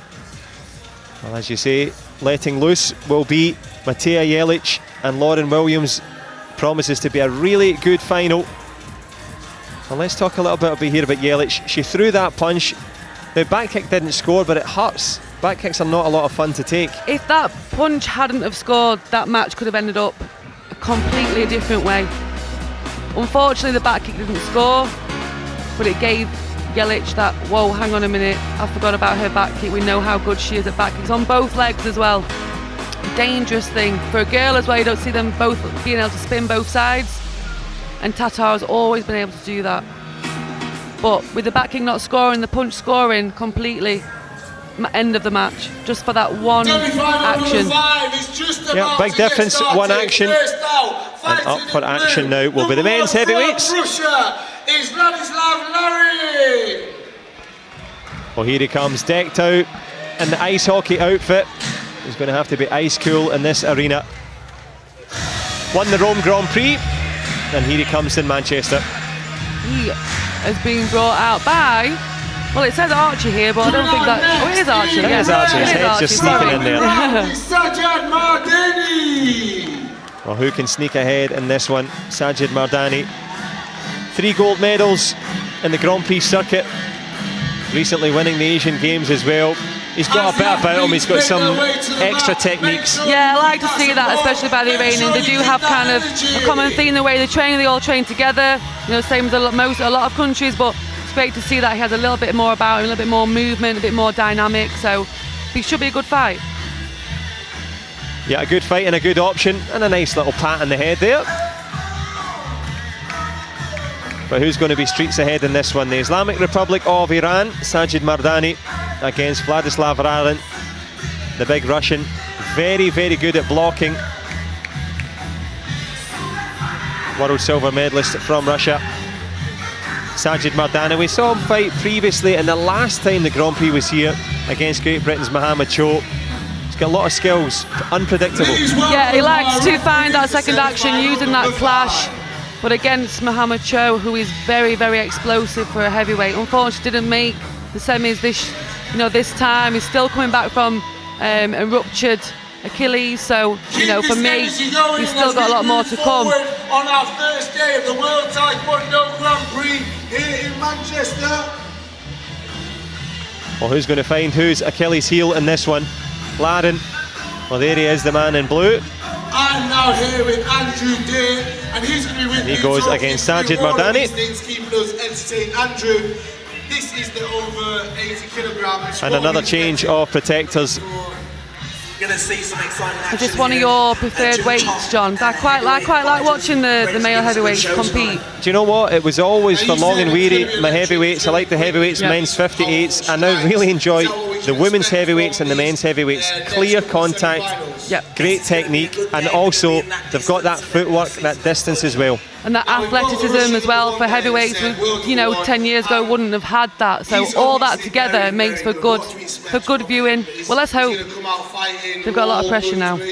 Yeah, we're giving them the big build up, so hopefully they can deliver. But as you say, exchanges from the two athletes. you can just about hear Andrew Deere in the background there, British team coach, former athlete, giving his expert opinion. But we will wait now for the men's heavyweight semi-final to get underway. Sajid Mardani, of course, in the Grand Prix, great success. Also in the Grand Slam, the new big money prize winner in China. He was superb, the Iranian. And of course that's a nice adaptation, 70 grand for winning a gold medal. I considered making a comeback just to lose in the There's still time. I'll coach you. No, it'd be terrible, John. But percentage is of course going to the coaches, but the fine margins now between both Russia and Iran. Sajid Mardani, the man in red, Vladislav Larin, of course, his opponent, and it is the customary test. Tariq bin Radi, the centre referee from Morocco, running the rule over this one. But who's going to rule the roost? Chance to get into the heavyweight final here. Nice show of respect, of course, between coaches and fighters. And with the etiquette complete, well, it's time to kick and punch each other as hard and as often as you can. Nice overhead view, but who's going to have the best view in this one? Sajid Mardani, very adept at going up to the head. Vladislav Larin, very hard to hit. Both men checking each other out at the moment.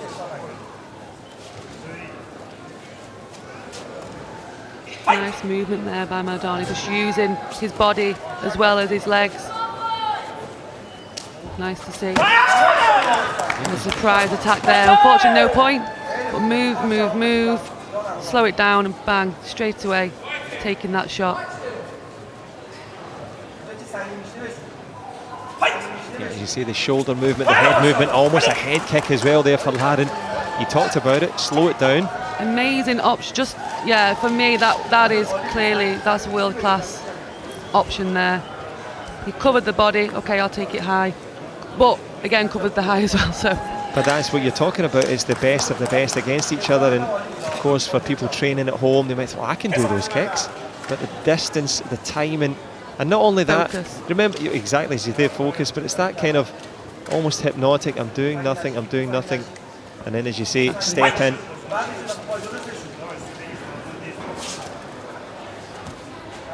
Both men in a trance at the moment, halfway through the first. Sajid Mardani, decent front leg. Vladislav Larin just reminding the Iranian that he is also here. The movement that Mardani has, you are kind of forced to look at him. So that's what I always think as a referee, it's very hard to watch two people fight. Sometimes you're drawn to one or the other. Both creating opportunities, both finding the correct distance. No points yet. Better there from Mardani, as you see the first missed, the second didn't. Feet on the protector and points on the board.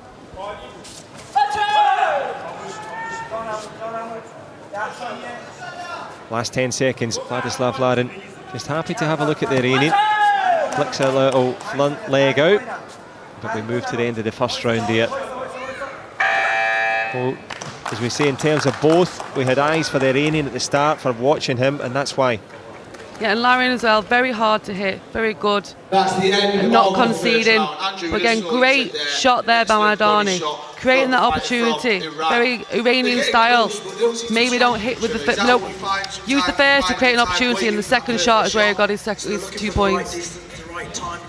Well, that's one of the new moderations or adaptations in this generation, is the second phase that you talk about. And very good, quite similar to a lot of the Iranians, maybe clash with the first one and the second one to take those points. It actually helps to the fighters that are in there. You're watching them, you're supporting them, and they're here at the World Taekwondo Grand Prix 2018 in Manchester.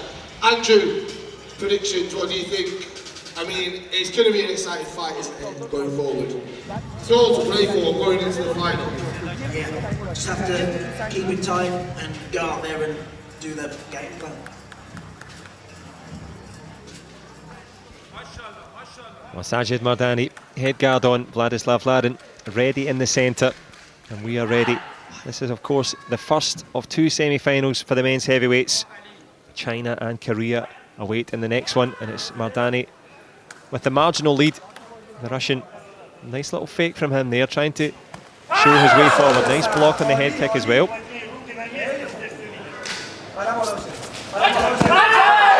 Really nice there. Taking it now, 2-all to play for.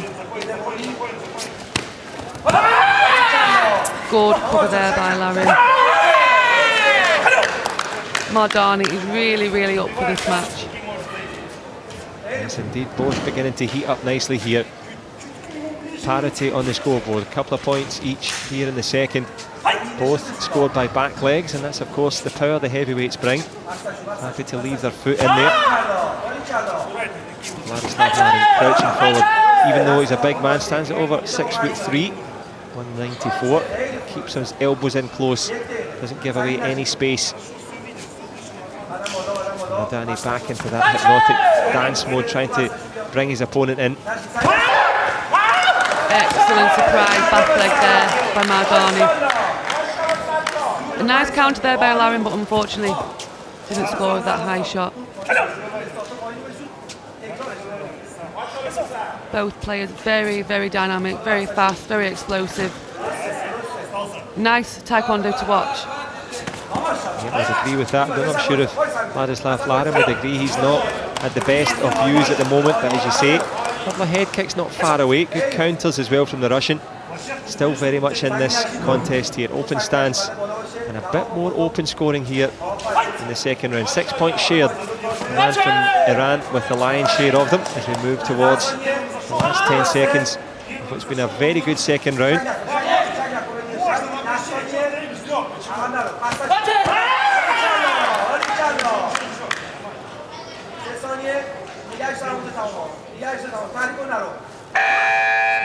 You know what's nice to see? 6 points here, all been scored with the back leg turning kick, which just shows now we're coming to a different phase in this sport. The rules have changed again slightly to make it more dynamic. We can use the back leg more, create opportunities more. It's not just now for the really tall people with long legs using that front leg and being flicky.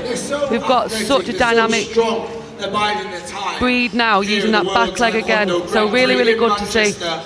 Yeah, good times indeed. Good to see the back leg scoring. And of course, in terms of quality, well, we've seen back and forward in terms of momentum, but that back leg to the body, the heavyweights, we spoke about it in the weigh-in, the men and also the women delivering that really well. And when they go to score, John, they do it well. They do it with precision, good distance, good timing, and they make it a surprise. And every single shot that's been scored here has been just that. As you say, the element of surprise by both men. Sajid Mardani with that marginal lead, not much of a cushion, but 2 points in the lead. And as you rightly pointed out there, Sarah, that back leg battering home from both men, tries with a big jump chop kick up to the face there. And it's the small things, Larin sees that coming. Yeah, just sees that coming, steps in slightly, end of that, finish, start again. Larin trying to change the timing there, creating opportunities. Back in again, we'll try again, a nice headshot there. Persistent with it, Mardani covered it, and then Larin just found that position to take the lead there. 6-4 to Larin. Yeah, as you say, the precision with the head kick and the momentum shifting right round here for the Russian. Sajid Mardani here in the third round. Just about 30 seconds gone in this third. But the distance between the two in terms of the front leg, nothing at all. Nothing at all to play for in that middle distance there, right in the action distance. Good back leg again there, a blasting home there for Mardani to no avail. Good counter from Larin. He goes further ahead here. Pretend chop kick turns into a back kick. And we talked about the athleticism, they've got it all. Oh, it's joy to watch. It's brilliant taekwondo. Back leg, chop kick high. He knows it's coming, so he changes it to a spin. So again, world-class decisions, world-class athletes. As you're right to say, making those decisions in those millimetres and microseconds, just adjusting head fake there from Larin. Does well to avoid the head shot. Both men going for it here, the Iranian. Well, he needs to find something, and pretty quickly, just about 35 to go. For me, Mardani can get into that short distance. Now work the body. Larin's open, thinking about the head shot. Could his body be open in that short distance? Yeah, that's the question. That is the question. Well, a different question being asked, in fact, by the Iranian coach. Doesn't want that Gamjon to stay on the board. And of course, with 30 seconds to go, right now, 5 points of a gap. Sajid Mardani. We know he's got the headshots, but the element of surprise is gone now. He knows that they're coming. Exactly, yeah. Larin's ready for that move, and that back leg shot. So what can he do now to bring this match back? Well, this was, as you say, the opportunity to bring that match back. The bone of contention here. I mean, should have gone again. Should have gone again. What's it looking like there? Yep, should have gone again with another kick, but Tariq Bin Radi gave the Gamjon for kicking low. It looked to be pretty much on the protector from this angle, but referee is the closest view. 30 seconds to go. It's worth the risk.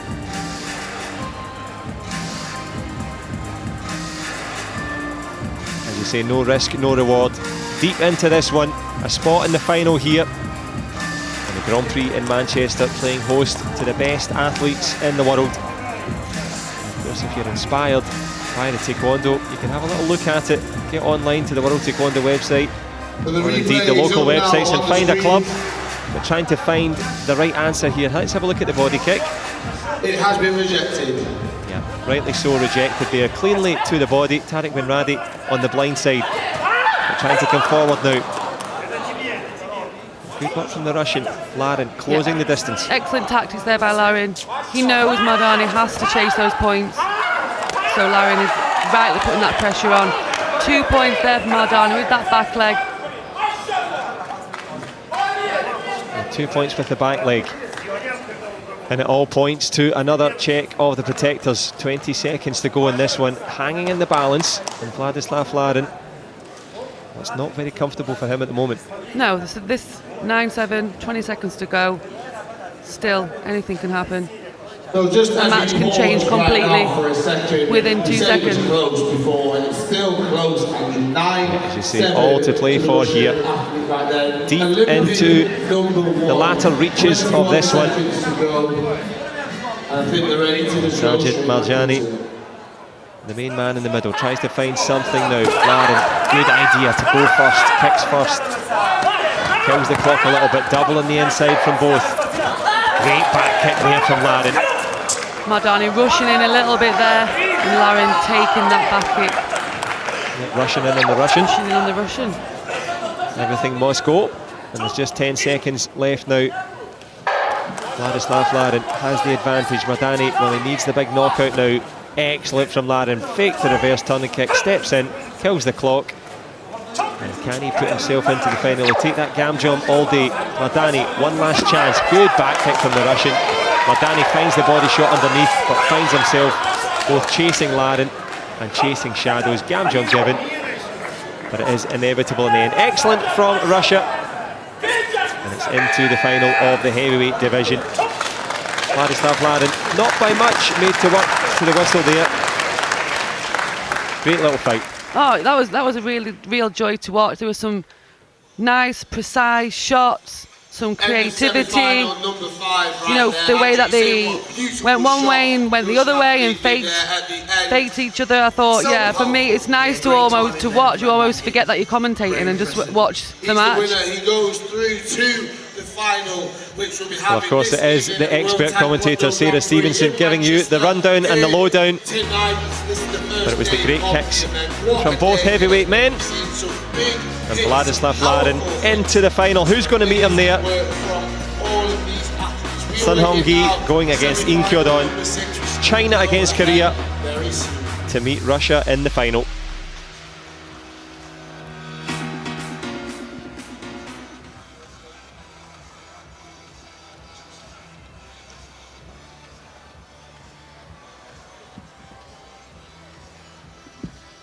Well, there is the menu of choice, as you've just seen. Vladislav Larin making it through. China against Korea in this one. Sun Hong-gi against In Kyo-don.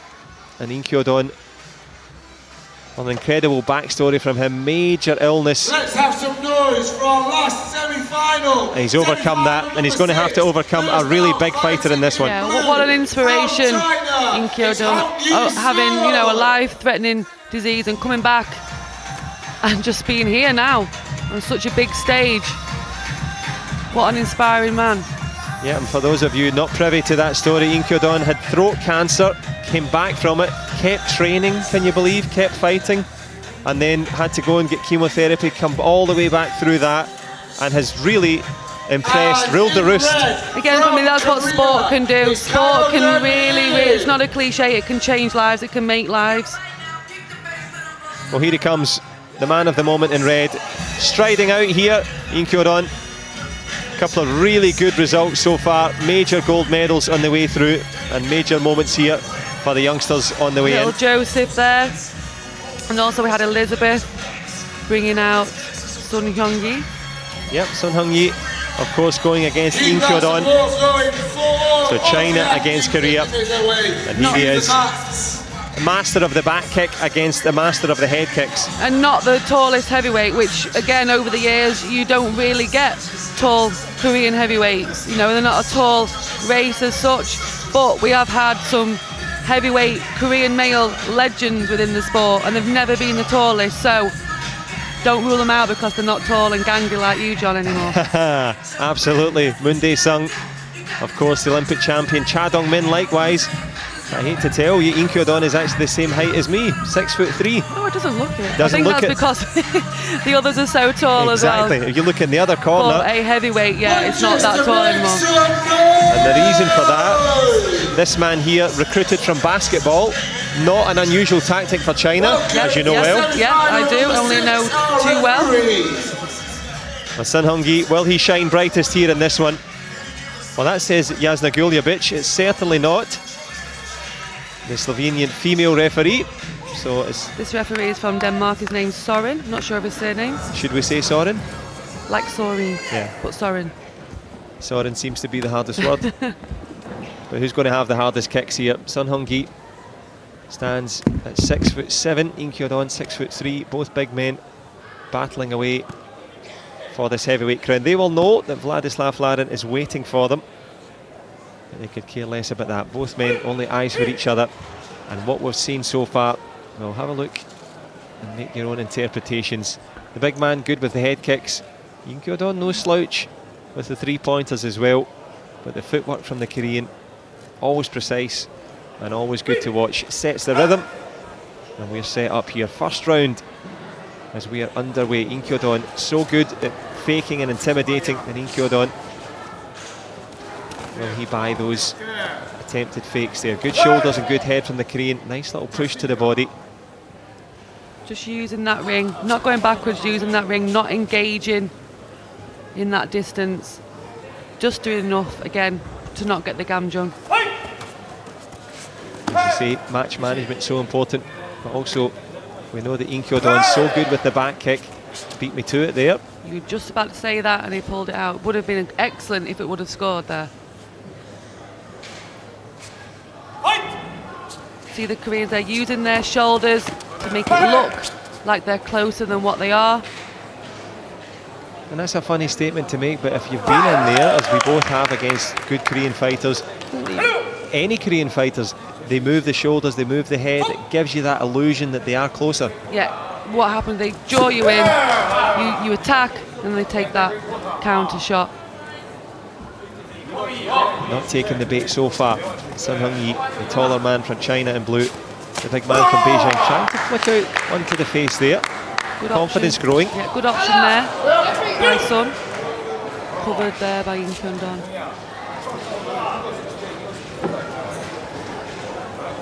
Well, Yin Kyung-don, of course, as we mentioned, that inspirational backstory, but it's the future of him here. Well, Andrew, you were saying Can he go forward towards the Olympic Games in Tokyo? But Sun Hung-yi really beginning to show his athletic quality for the first time, getting some medals on the board, and going from that quarter-final contender to a medalist can take along a big step. Yeah, especially in heavyweight, you know, these are big, strong men, so to take that step up is very difficult.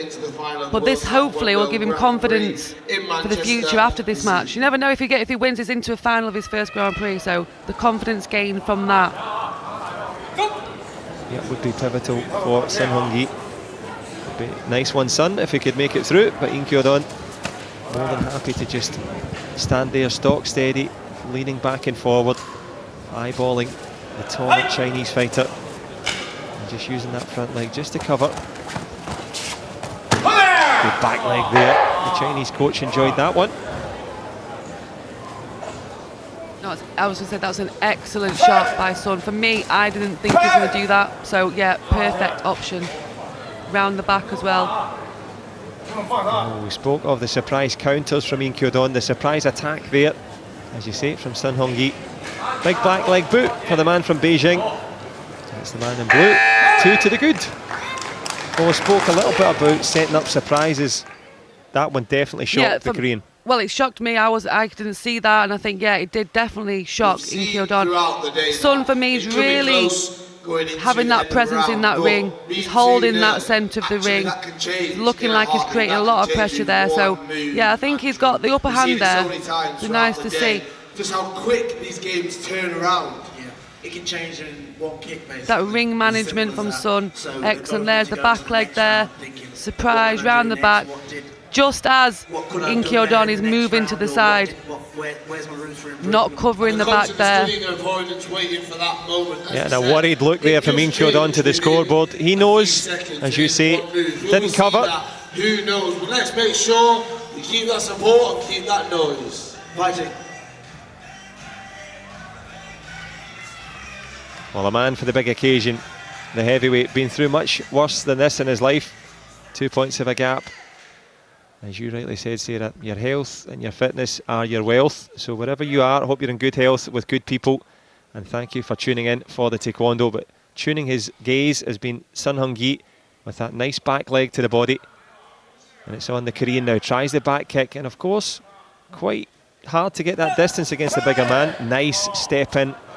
Good different option. In and out, John, as we said before, with Lee Dae-hoon in and out, but being focused and re-engaging. It's really nice to see there from Yin Kyung-don. Didn't score, but a good option. As you see, that change of tactics and that change of distance as well, because you've got to be adaptable.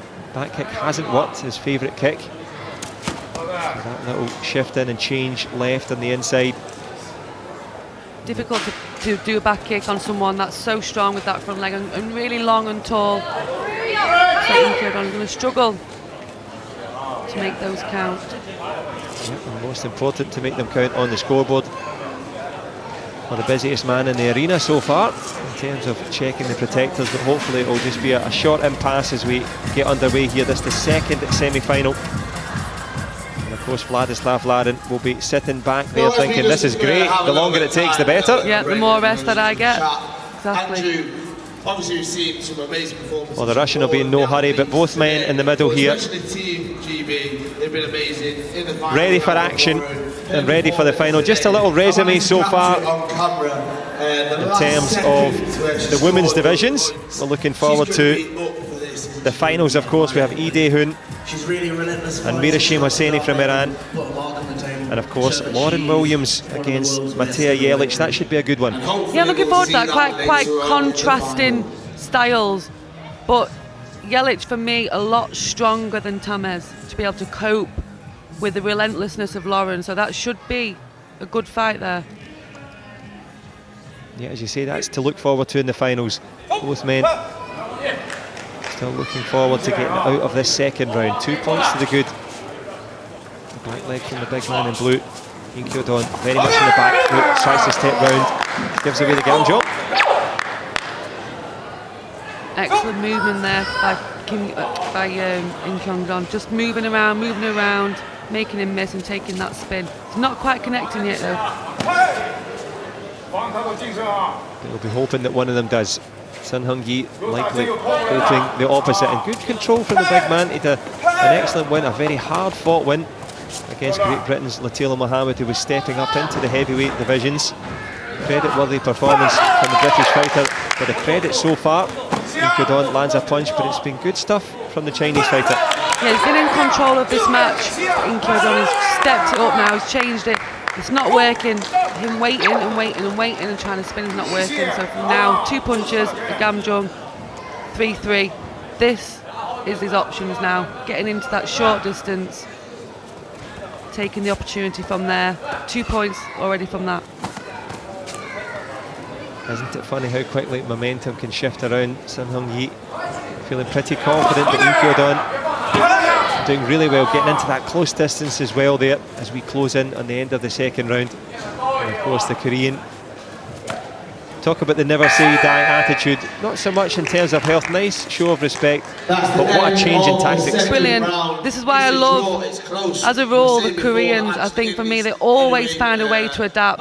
They have got the basics covered, so then adaptability is easy for them. So again, it's not working, okay, but I can do something else. So when you're at home and you're training and you only got one kick, take your time, learn everything, but learn the basics: movement, front leg, back leg, distance, timing, short distance. So Ian Kyo-don has now changed up. Okay, the long distance isn't working. Let me see if I can get into that short distance. And for me, again, I think if he punched into that short distance, I think he could try his back kicks in that distance to take him off guard. Well, as you say, champions always adapt, and Ian Kyo-don showing his mettle. But a nice smile there from Sun Hung-yi, enjoying the big occasion as he should, because he's performed excellently to get to this stage. This, of course, semi-final, day number 1 in the Grand Prix in Manchester. And Ian Kyo-don will go again to get the protector checked. Both men ready, referee likewise. And just about in the distance, there is a spot in the final, and laying back there with a nice glass of water will be Vladislav Larin, laughing to himself, saying, okay guys, the longer it lasts the better for me. Really interesting. Comes forward. Really interesting now to see what each athlete is going to do, because it's not really been working for either. So what are we going to do? How are we going to change it up? I think the one that's going to change it up is going to be Ian Kyo-don, because I can see he has got that vast variety of skill set. As you see, Ian Kyo-don can call on those weapons when he needs to. Sun Hung-yi has a very good head kick, tries it there. The Korean, as you say, of the, let's say, 100 things that you need to know how to fight, he's probably got 80 of them as he comes in again into the close distance. Yeah, there is that back leg, 2 points there. Again, change of momentum. Ian Kyo-don, first time now in the lead.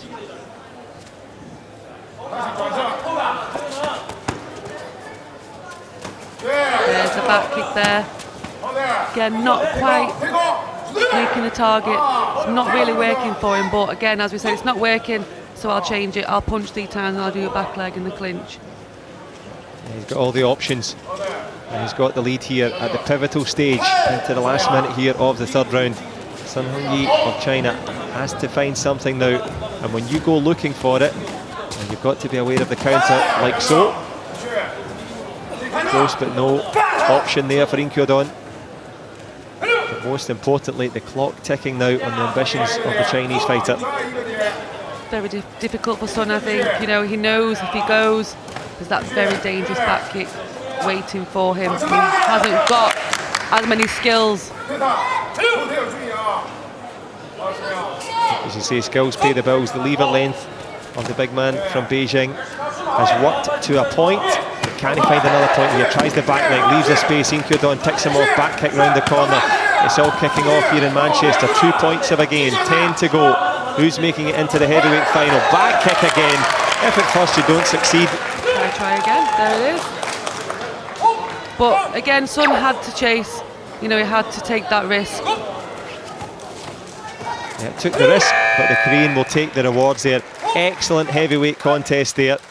The big man delivering a big battle. He had to dig deep for that though. He really did. I think for me, that change of pace in the end of that second round, those two punches and that gam jump changed it for him. Again, as I said, it could have been a completely different match if there was one or two little points that didn't come on in the end of that second round. Yeah, as you say, by the small differences, the different levels are shown. Sun Hung Yi, well, he's had a great day at the office, the Chinese fighter. An excellent bronze medal going back to China and some good ranking points for him, but going into the final and waiting for him there, Russia against Korea. Well, we've got some top class matchups, and of course, Sarah, pick one out from us here. We've got Lee Dae-hoon against Mirashim Hosseini, we've got Lauren Williams against Matija Jelic, and we've got Vladislav Larin against Im Kyo-don. Do you know what, overall, it's going to be a really exciting, three finals. We don't always tend to get excited about what, because everyone, sometimes it can be a little bit slow, a little bit boring, a little bit one-paced. But I think for me, those three finals, I'm very, very excited about. What about you? Yeah, same opinion as we see the first final that's in the offing. We've got a mix of different talents. We've got Lee Dae-hoon, as you said, he's got that Roger Federer-like ability to produce. Mirashim Hosseini on form against Bradley Sinden. Lauren Williams, the whirlwind, always going forward. So anything to choose for. The last one in the heavyweights could be a good one as well. A good one for all the tactics and the adaptability, but a good one for me, the last fight, just to see some real quality, nice taekwondo, because they can both kick really well, they can both move really well, they've got some variety there. So for me, that'll be a really nice one to watch as well, to just to see some good taekwondo. As you say, that's the ones. We're a very privileged position in the commentary box, but you do sometimes forget that you're commentating when these fights come up. They're the best ones, I think, when there's not really much going on. It can be a little bit difficult, but then again, these are world-class athletes, and there's a reason why maybe a little bit boring, because they have their tactics and they just want to take that one shot to win a match. 68kg men's final. Please welcome out in blue from Korea, Dae-hoon Lee. Well, here he comes, Lee Dae-hoon, the three-time world champion. Well, he needs very little introduction, so I'm not going to give him one. A great moment for these little mascots is Achi again from Junsa. And for the final in red from Iran, Mirashim Hosseini. Well, Mirashim Hosseini, I was going to say fresh from that win against Bradley Sinden, but he was ran close by the youngster from Doncaster. A win against the Olympic champion as well. Please keep it loud. Mirashim Hosseini makes his way in. Being brought in by another little girl from Doncaster, Elizabeth Adamson from Scorpion Taekwondo. Very happy, very excited. I think you should be running for the local mayor of Doncaster, Sarah. You've managed to get that in. I might as well. Let's do it. That's it. Be proud of your heritage.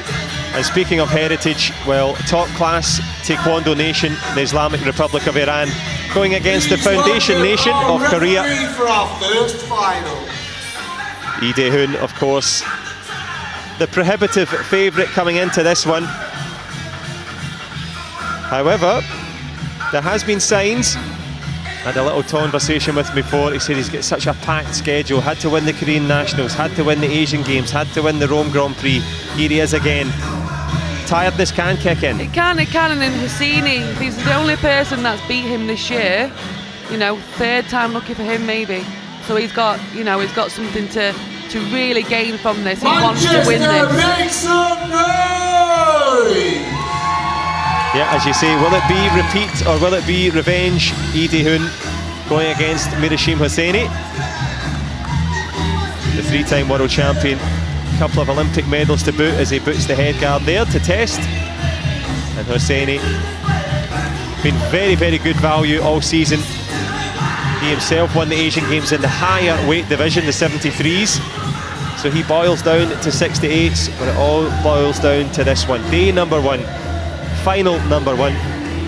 who's going to be the number one at the end of this one? Going for gold, Lee Dae-hoon from Korea, Mirashim Hosseini from Iran. 6 minutes to decide, and it's the Korean that decides straight away. Very strong start there from Lee Dae-hoon.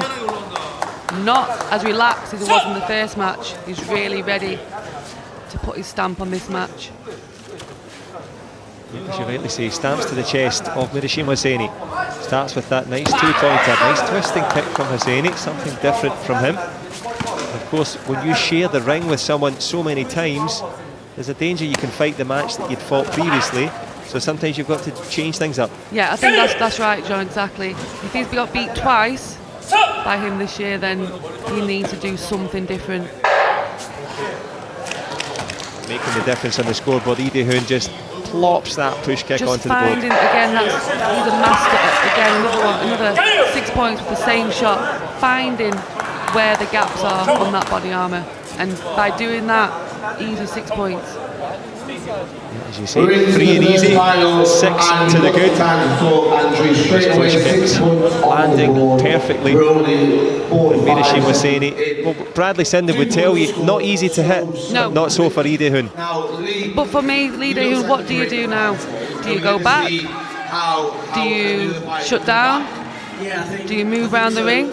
I love the way you're looking at me for an answer. Is he always going to find those shots? Last year, we got Lee, who's an excellent fighter. I think you're absolutely right. He's always got that option, but do you just throw caution to the wind and try and turn on the power? But turning on the quality again, of course. Well, the main man for a reason. The only thing that's eluded him has been Olympic success. Lost out to Ahmed Abagosh. A good punch there from Hosseini.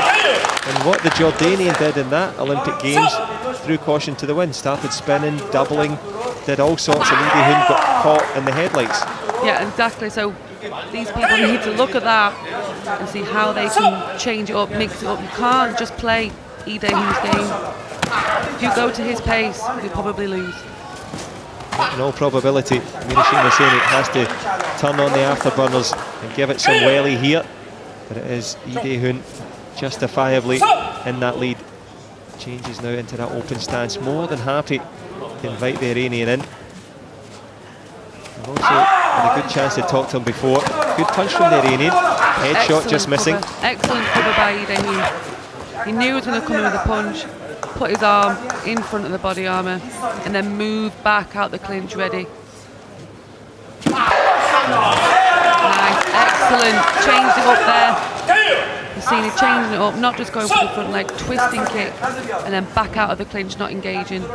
Great option. A great option and very engaging fair here. 9 points shared, Lee Dae-hoon. And he had the momentum, took it clean and clear.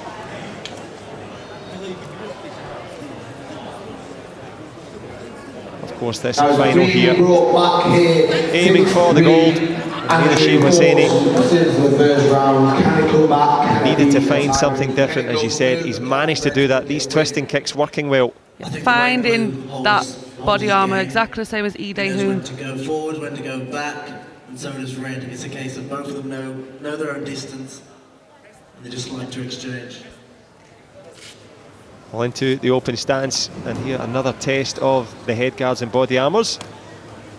So it's testing times for all concerned here. Mirashim Hosseini beginning to creep back into this contest. Lee Dae-hoon started fast. We're fast approaching the end of the first round here. The Iranian good punch again, cuts it to 2 for sure. And the judges, no love for the punch. I think you could hear that from the back of the arena. They're going to go back to their coaches. That's 6-3. Good signs though from Hosseini. Much better to see. I think he's really given Lee Dae-hoon something to think about there. So he needs to be ready in that second round. Excellent to see though. We're just seeing well, the conversation before Lee Dae-hoon in depth, his dad used to run the gym. He started to take on to it 3, so he says that he used to train every day and had no choice. They didn't go home, so he would train for 5 and 6 hours a day from the age of 5 and then into the Korean system, so that he doesn't get tired. The kicks to him are boring almost. Just it's normal. just normal. Yeah, like walking. If you're doing it from 3 years old, it's like him just, getting up, brushing his teeth in the morning. He's just going to start kicking to the bathroom. Exactly, and he's given the brush off to this man so far. But signs of a smile for the Iranian coming back into this. Yeah, I think the last dying seconds of that first round is going to give us an insight into potentially how the second round could start. But Lee Dae-hoon will be ready. If we're ready, he's going to be ready. Yeah, Many Julie as he starts as the aggressor. Bit of a low block there with the knee. All that being validated. It looked like a sore one, a gam jump. The referee says yes. Points changed to 7-5, and yes, excellent refereeing there. Impressed with that. Yeah, excellent to take those off. And an excellent sign of respect between the two. As you say, those points taken off. Little handshake. Hosseini, unintentional. The intent of Lee Dae-hoon is clear. Look at the strength in the clinch there. A bit too strong, perhaps.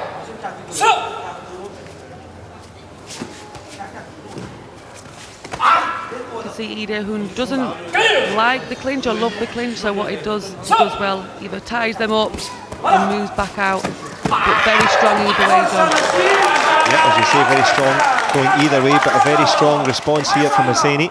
Finds a little gap there. You mentioned that coming out of that middle distance, the Iranian finds him again, but Lee Dae-hoon, champions respond. Yeah, that counter, shift out back leg again, changing it up, chop kick, front leg to the face.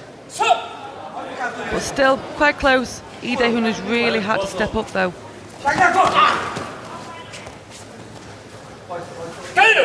As you mentioned there, the clinch only being used to kill the clock there from the Korean. Steps out, avoids the head kick. And it's those little insights that you're providing there, Sarah, that are the key, because people are attracted to the kicks and the blocks as they rein in here. But the work in that close distance, that's what can make the biggest difference. And it has done, I think, for me, Hosseini, you know, that short distance is really where he's been able to capitalise his shots. Who can capitalise here? It is, of course, a full contact martial art and combat sport, so the doctor required here. A bit of a sore one, looked like a knobbly knee clashing against each other there. Never fun. And those little knee injuries, the little bruises, they tend to be the most painful as well. It's right on the bone, isn't it? Always the way.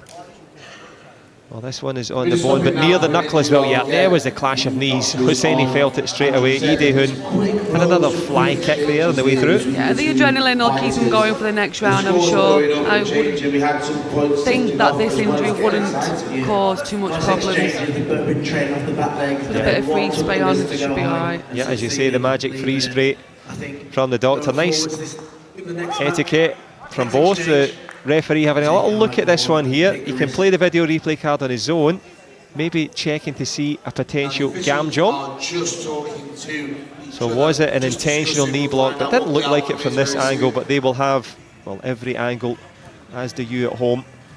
And of course, plenty more taekwondo, 2 more days of taekwondo action. It's been a good start. Yeah, I was just going to say it has been a good start today, so we're looking forward to the rest of the weekend. They've got a lot to live up to for tomorrow and Sunday, I think. Yeah, a lot to live up to and a lot to go for here. The gold medal in the Grand Prix. And of course, a little limp there from Lee Dae-hoon. As you said, the adrenaline will kick in as they kick each other and push themselves towards the end here. $5 for a win though, not too bad. It's not bad, is it? It's not bad. Nice weekend's work. Buy you a nice bit of food, won't it? Yeah, but no one really making a meal of it here so far. Both coaches keeping their calm and keeping the counsel of both fighters. Looking to work in that short distance and then taking that second and third. So Mira Shame Hosseini goes back to his coach, just gets rid of some sweat from the head guard there. They are working very hard, of course, under the TV lights.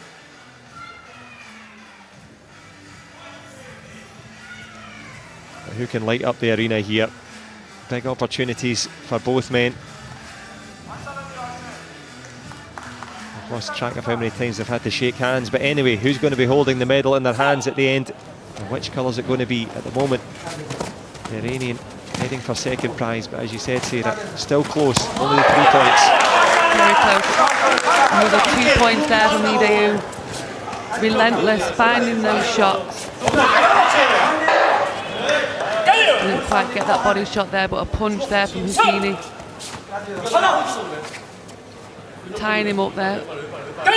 Husseini strong in that short distance. Yeah, he loves a chop kick to the back of the head as well, does the Iranian. So, as you say, Lee Dae-hoon has done his homework. Back leg from both. Blasting home there from Lee Dae-hoon. Good block from the Iranian. Punch over the top.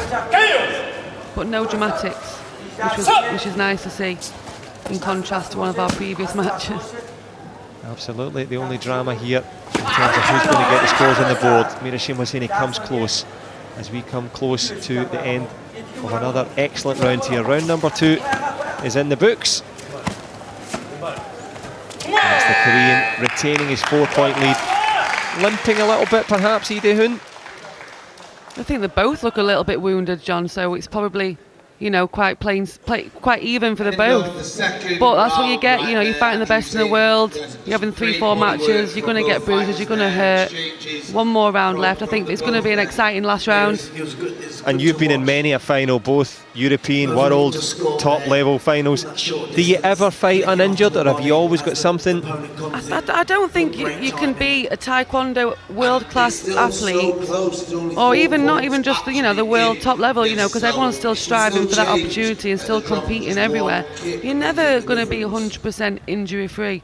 And even when you retire, you're not. It hurts. Yeah, I can testify to that as we both sit here in the commentary box in our relative luxury. Creaking, exactly. I thought it was the floorboards, so I was going to blame it on that. But treading the boards here and treading on thin ice at the moment, the man from Iran. 4 points down. And thankfully, the protector test not needed this time. A little bit of a limp, as you say. Yep. Both players. Nice little drag down the body protector there from Lee Dae-hoon. As you mentioned previously, just when you think, well, you could fight the clock, you've got the lead, why don't you counter, why don't you wait? The Iranian, he is struggling. Doesn't look as if he's continuing there, has a little nod to his coach and the doctor. Is he going to be able to continue? I think he'll give it another go, but he's saying no, but... There's a big shake of the head there. Well, the referee has to be wary of the fact that his job is the safety of the fighters. And it's a definite big injury, doctor required. Never nice to see this. You've had a few knee injuries yourself, Sarah. You know how this feels. Yeah, I mean, yeah, knee injuries always make me wince, cringe. Ooh, yeah, well, same position there. They tested that. Yeah. I hope that wasn't what I thought it was. Yeah, that looked like an ACL injury, of which it would be. You know what? It's a shame for any athlete, but for someone up and coming, exciting, young, you know, to have a major injury, I pray that it's not the injury that we are both thinking. So. Very sad to see. Yep, very sad to see, but it is a full contact sport. Lee Dae-hoon, very respectful, waiting there, and didn't take any free kicks there when he could have. The referee left the door open, but Lee Dae-hoon waited. And of course, well, the wait will be over now. It's going to be a gold medal, no question about it, for Lee Dae-hoon, either by way of points or indeed by way of the referee stopping the contest. And when they do that little manipulation to test for the knee, it's usually for the ACL, and I know, Sarah, it's not. I've had the same injury. It's not much fun to look at. I mean, I don't think they need to be playing with it. To be fair, yeah, right now, exactly. Let's. Why are you making him scream on the mat? He's clearly done something really serious to his knee. Let's just leave him alone. We don't have to diagnose it on the mat. Exactly. The only diagnosis needed was the main man, Lee Dae-hoon. Not the way he would like to have done it, but he'll take the gold, he'll take the $5,000, and of course our thoughts, and as you said, Sarah, our thoughts and prayers with him that he gets a quick recovery. Silver medal, but those type of knee injuries, they can take a bit of a time to recover. Yeah, and it almost does look like a classic ACL. I'm really hoping that it's not, because you never know, it could be a lot of things, but you know, the way when you do hurt such a major ligament, you do tend to not know what it is at first, and you think, oh, I can carry on, and then it's, you know, it's like you can't, it's something's gone. Yep, and gone from this competition, but a lovely show of respect.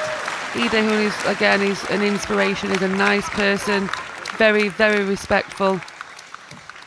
Yeah, of course, not the way he would have wanted to fight to the finish, but doing his job, and another gold medal for Lee Dae-hoon. Well, with our own Bianca Walton in terms of that Grand Prix success, this man here laying down a marker already this season. Nothing but gold. Excellent, absolutely excellent. Again, an all-round legend, inspiration, and a massive role model to the younger generation, especially, again, like I said, especially those ones that maybe are not, hello, I'm here, screaming and shouting. So it's okay to be a quiet assassin, as we say, the Roger Federer of Taekwondo. As you say that, as he shows the respect to the teammates from the Korean national team and the youngsters in the crowd, young and old, appreciating that sporting spirit. And of course, we didn't want to see the injury for the Islamic Republic of Iran. But it is a tough old sport, Taekwondo. And I think a thing that you've talked about, of course, it's an Olympic sport as we see the youngsters in the crowd. It's also a martial art as well. It's got that etiquette at its core. Exactly. You know, you don't walk into a gym and learn how to win a Grand Prix or learn how to kick someone in the head. You know, you learn how to respect each other, bow to each other. You know, you learn the ethics of Taekwondo. So you learn that from the beginning, not how to fight.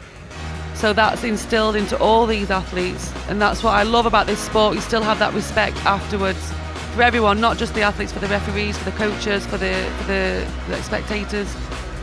Yep, respect all round as we see some of the top class highlights here.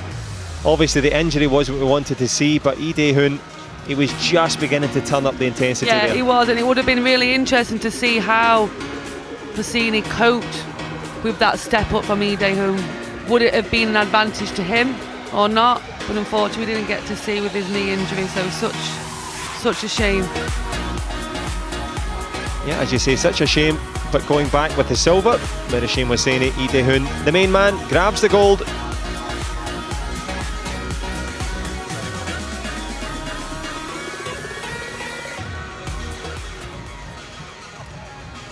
So of course the youngsters here enjoying it here down in Manchester, and it's become a real Taekwondo city. They've welcomed the sport, welcomed Team GB, and Team GB of course welcoming the very best fighters here. Yeah, it's great for sport, Manchester. You know, we're here in the National Centre, we've got the NGB get based here, we've got the elite arm of the programme based around the corner. You know, and the council have just been so welcoming, so helpful. They brought all the kids in from the schools today. I think over like 700-800 kids today they brought in from different schools to be inspired by Taekwondo. Well, you talked about learning the lessons. We've spoken about various component parts, and of course the idea and the ideal is to get to the top level, to be that fighter on that mat. As we see Martin Stamper there, young friends and family for him. And of course, talking of future stars, let's have a little look at the interview from earlier in the day with Scotland and Great Britain's Rebecca McGowan. So I'm delighted to be joined by Rebecca McGowan, elite athlete for Great Britain. It's your first experience here at the Grand Prix. How do you feel? I'm really excited to have the opportunity just to fight the best in the world, just see where I am against these girls. Yeah, it's just a great opportunity. I'm very excited to be fighting. And of course, it's an even bigger opportunity after a long-term injury. You've had to battle. What's that process been like to come back to fitness? It's definitely very tough, it's very mentally challenging. Just trying to make the best out of a bad situation, really. I've managed to get myself a lot stronger, make myself mentally stronger. Yeah, I feel like I've come back a lot better, a lot harder. Yeah. And of course mentally and physically stronger, but also to get to there you need family support, you need your team around you. How important is that? Definitely, I've definitely got one of the best support systems. So I've got all my family, mum, dad, gran, auntie and my little brother who all come to watch me. But I've also got all of my friends in the team who I would have struggled a lot more through that whole process. Without them, they definitely kept me positive, just kept my mind in a really good place. Well, we wish you the best of luck. Your mind's in a good place, hopefully your feet will be as well. Thank you very much. Well, one of the future stars being watched on there, and we spoke about knee injuries. Young Rebecca McGowan coming back from that ACL injury. You know how that feels. Big future for her and a big challenge as well. She has, she's got it all to play for tomorrow, but I hate seeing the young girls, young athletes, males, females, you know, suffering those major knee injuries. Is how do you come back from that? And do you come back stronger and learn from it, or does it break you? Because I think it can do at that age, and she has got a big challenge tomorrow fighting her teammate Bianca Morgan. For her, it's a big stage anyway, but to come up against the world #1, double world champion, so she's going to have a big challenge tomorrow. Yeah, a big challenge in the biggest division, but look at this for bravery here. Obviously wants to come and take his just rewards. Mirashim Hosseini been helped in there by the Islamic Republic of Iran doctor. Tough to watch, but it will be tempered by the quality here. Great Britain's Bradley Sinden, a good day at the office for him. Yeah, excellent day. Hosseini was great today. Bradley it was a close fight, a good match. And again, this is such a competitive weight group, Any other day you'd see different people standing in different areas, apart from that usual #1 spot, unfortunately, for the rest of the 68s at the moment. No, I think that's more than fair comment. They may juggle around the order, but the man in charge, well, he will be Idehun. But Mohamed Ketby, brilliance from the Belgian with the bronze, $3,000 as well. That's pretty handy to take home to Antwerp. And he contributed, of course, to an excellent semi-final. Our silver medalist is Mirashim Hosseini from Iran. Fantastic, give him all he's got. A little bit of a star today, he's definitely got something a little bit different, something exciting, and I pray that his injury doesn't take him out for too long, because, you don't want that setback when you're really starting to push through in such a competitive weight group. And the gold medalist, Hyun Lee from Korea. Oh, there he is, to no surprise, Lee Dae-hoon. Well, he served up an ace competition and left everyone chasing him around the mat. Really, well, you used the word before for Lauren Williams, who we are about to see relentless. Yeah, I think relentless in the very contrasting to Lauren, though, relentless in the more of a patient, timing, distance way. Lauren's relentless with her aggression as well. So both different, both world class. Well, will they both be standing on top of the podium? As you say, both world class. And this young man, an embodiment for our sport, a great advertisement. And look at that, steps down to stand beside Mirashim Hosseini instead of standing up. So don't adjust your screens there. Bradley Sinden maybe top of the podium. I was going to say, and Bradley stepped up. Good work from... Why not? Why yeah, not? Exactly. You can take the man out of Doncaster. There you go, good lad. That's it, get yourself in centre stage, but nice to see as the Iranian doctor makes sure that he's okay to step down. Well, Lee Dae-hoon just explaining there, they might have to pose for the odd photograph. But who's going to be picture perfect in the next set of matches? Of course, we go from the men's 68s. Well, we are into the women's 67s. Lots to look forward to, least of all, Matija Jelic against Lauren Williams. We see the men taking their rewards and their medals. Let's think a little bit about that final. Yeah, really exciting. I think, again, like I said, someone's going to have to...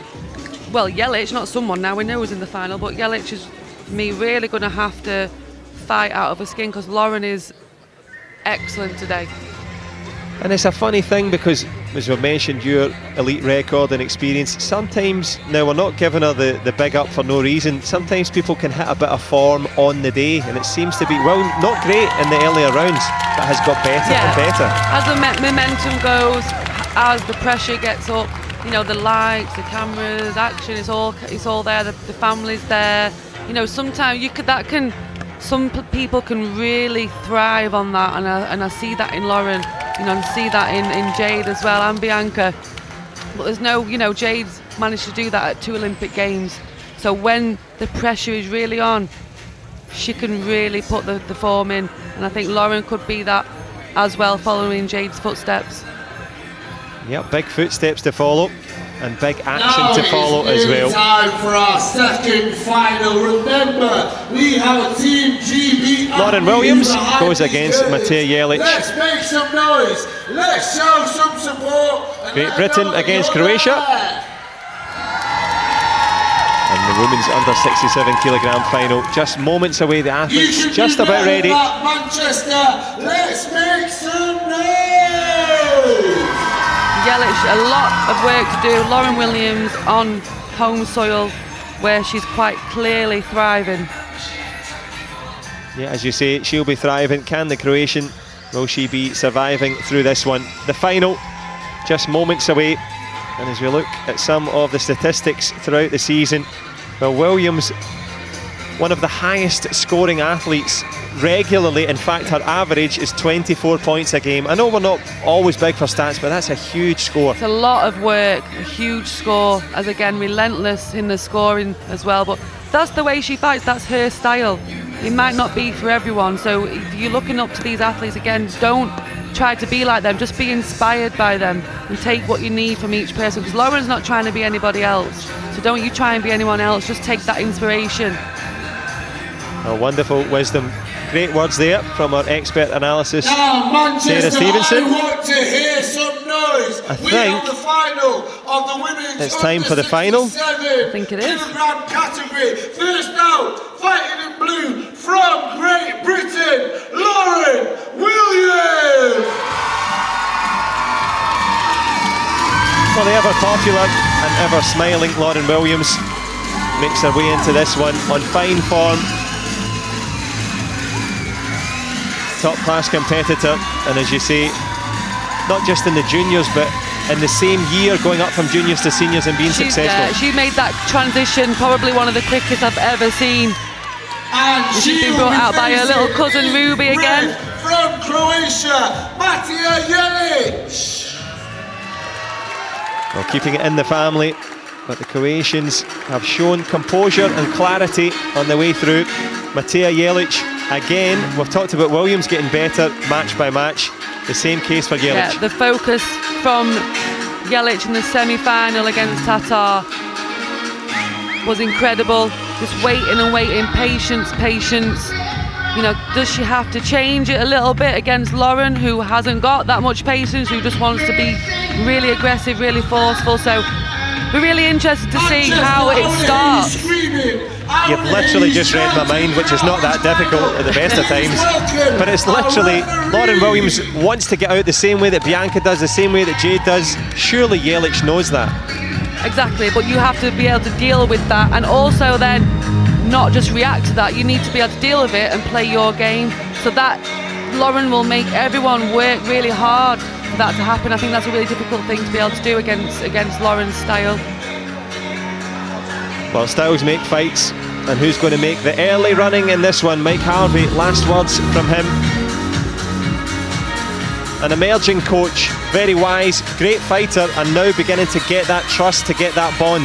Yeah, it's excellent to see our ex-world-class players now stepping up, coaching, and just really like giving them another avenue in there to be in that ring. You're the one that has to fight, not the coach. But if you have that trust, that's the most important thing.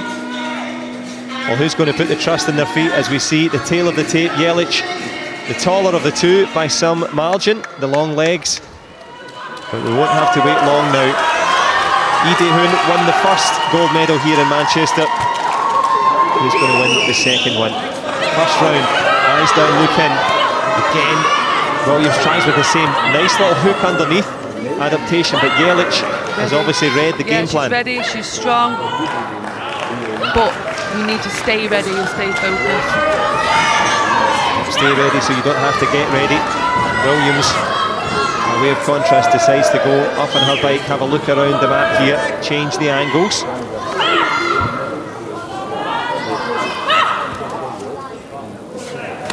Backline turning kick attempted there from the brick, and it's the punch that lands nicely. With the right hand now, the semi-final, left hand, 3-4 points now, change it up to the right hand. So to be able to punch both hands and score is really, really difficult. And also trying a difficult technique in the clinch there. Got close with that kind of crescent kick round the back.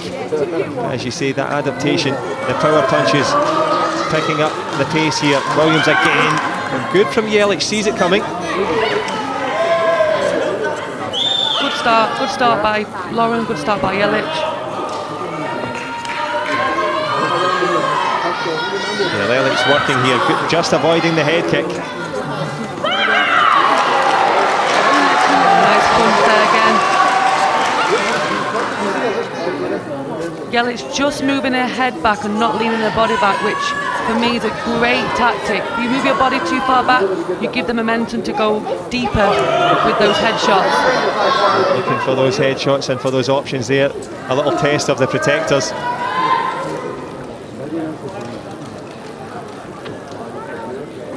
So we've got some time to talk here. I want to hear from all of the crowd, all of your support for our athletes. Let's hear it. That was too tame for me. We need it louder. Let's hear your support. The mascots are stood on their feet. Well, the mascots are ready. The fighters long since. There's the tiger feet of Williams for the big power punches that have landed. Yelich has been really, really good though. That front leg, a big weapon. The punch is working really well for Lauren. No kicks on the board yet. Yeah, as Julian Fang has a little look, as you say, no kicks on the board, just the punches. Punctuating it here has been Williams. Last 30 seconds. She's doing well, Williams, not reaching in. Yeah, nice movement from Lauren there. Back and out, back and out. Not long before she attacks. And another punch there, 3-0. Punch is so important. Yeah, the perfect punches, as you say, from Lauren Williams. Tries again. The only danger with that, she does score this one. You've got to time it nice. Lovely shot, sharp shot on the inside. And the punches raining in. 5 punches now, and a body shot for Lauren. Yeah, and a body blow for Yelich. End of the first round. Started off slow and steady, turned it on. What a first round that was. Because Lauren, for me, every single time she's in that short distance, you might as well punch. Why not? She scored 5 points by doing that, and I think for me, we're telling a lot of the younger generation coming through, if you're going to go into that short distance, it's worth a try. Do it, try it. Yeah, and as you say, try it, go with the punches, but also just halfway through that adds a nice little shot kick in the inside. Yeah, a surprise, opening it up. Surprise back leg in that short distance. Excellent start by Lauren. So tough times for Matija Yelich. She's got to find an answer and find it fast here. Still plenty of time, second round approaching. But attacking with a punch, not the best in terms of back kicks, the Croatian. For me, Yelich there, see the face, compared to the semi-final, that focus is not there, and that's quite worrying to see. Yeah, worrying times against Williams as she batters forward again. Starts with a punch, goes for the head kick. Gold medal in the offing for the British fighter in blue. Yelich, of course, still a live threat. Losing perhaps, as you said, concentration and confidence for the Croatian.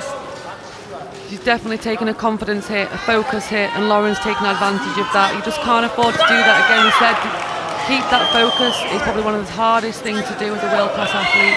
And Yelich, her focus, I don't know where it's gone, but it's gone. She needs to get it back, or this match is going to run away from her. Yep, I totally agree with that, and I think Williams just a little bit, well, a head guard check there. There was maybe a Gamjong warning from Julian Fang, the Chinese centre referee. Williams didn't look too impressed by it.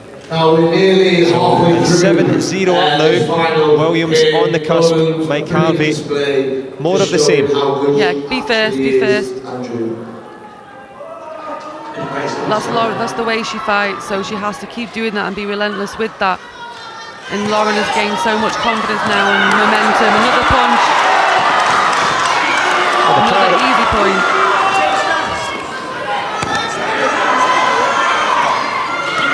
Great stuff from Williams. The power of the punches. The back legs beginning to rein in. She's really dismissing Matija Jelić's front leg threat here. And also, as these punches continue to score, pretty painful as well.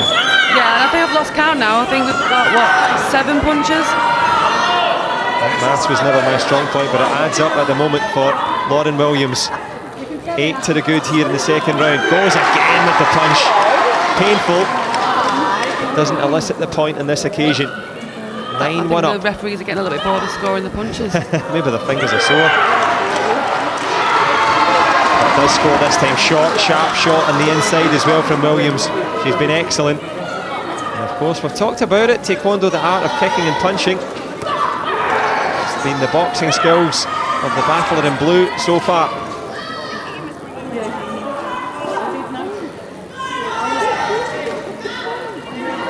Back kick round the corner. Williams just showing a different look to Jelic. Another punch, and the Croatian hanging on now. It's always a little bit difficult as well to try and get, especially females, to punch. It's not a natural thing for us to do. But if you are at home and you are trying to teach your club and especially your girls how to punch, just play this final and show them how to do it. Yeah, and leading the way there with that backhand punch again.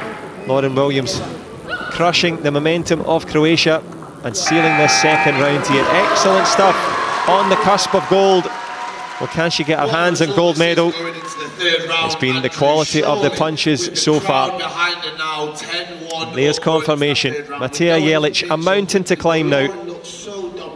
It's going to be so difficult, I think, for Matea to pull it back. She's not shown any signs of creating an opportunity, but again, someone like Lauren who thrives on that momentum, it's going to be really, really difficult for her. She's managing to get it in and score with it, and that's why the score is what it is. Yeah, momentum so crucial in this top level contest. This one almost won and done, but Lauren Williams, eyes on the prize. 100% focused there.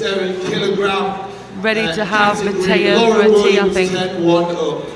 Not a dinner, a tea. Very nice.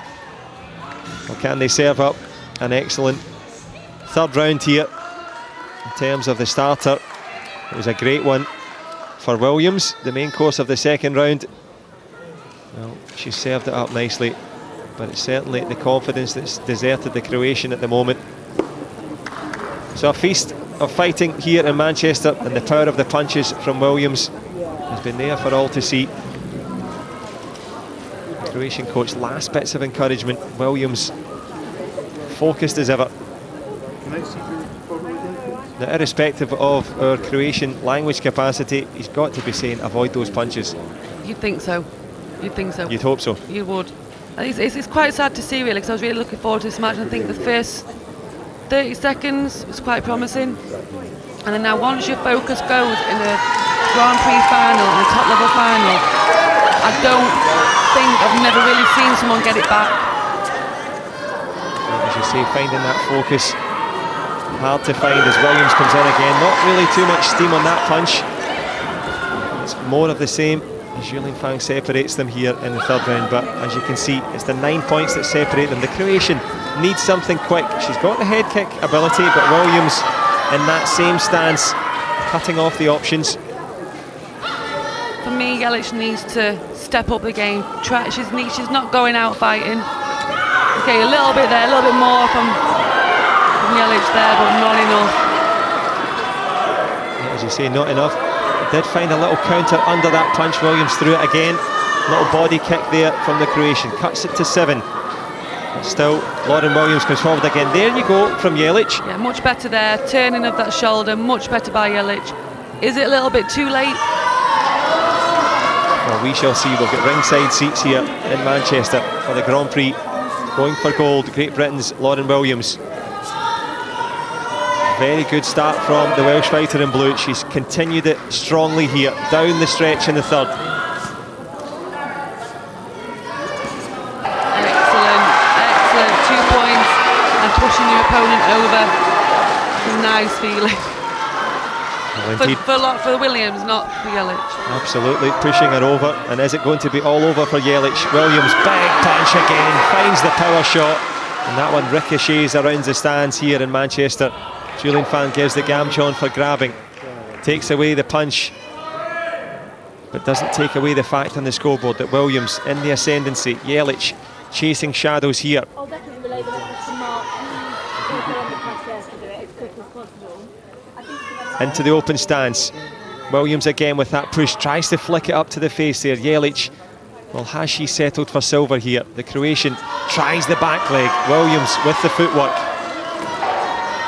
Yeah, it's nice to see for me Williams moving around. A nice attempt to punch there by Jelic.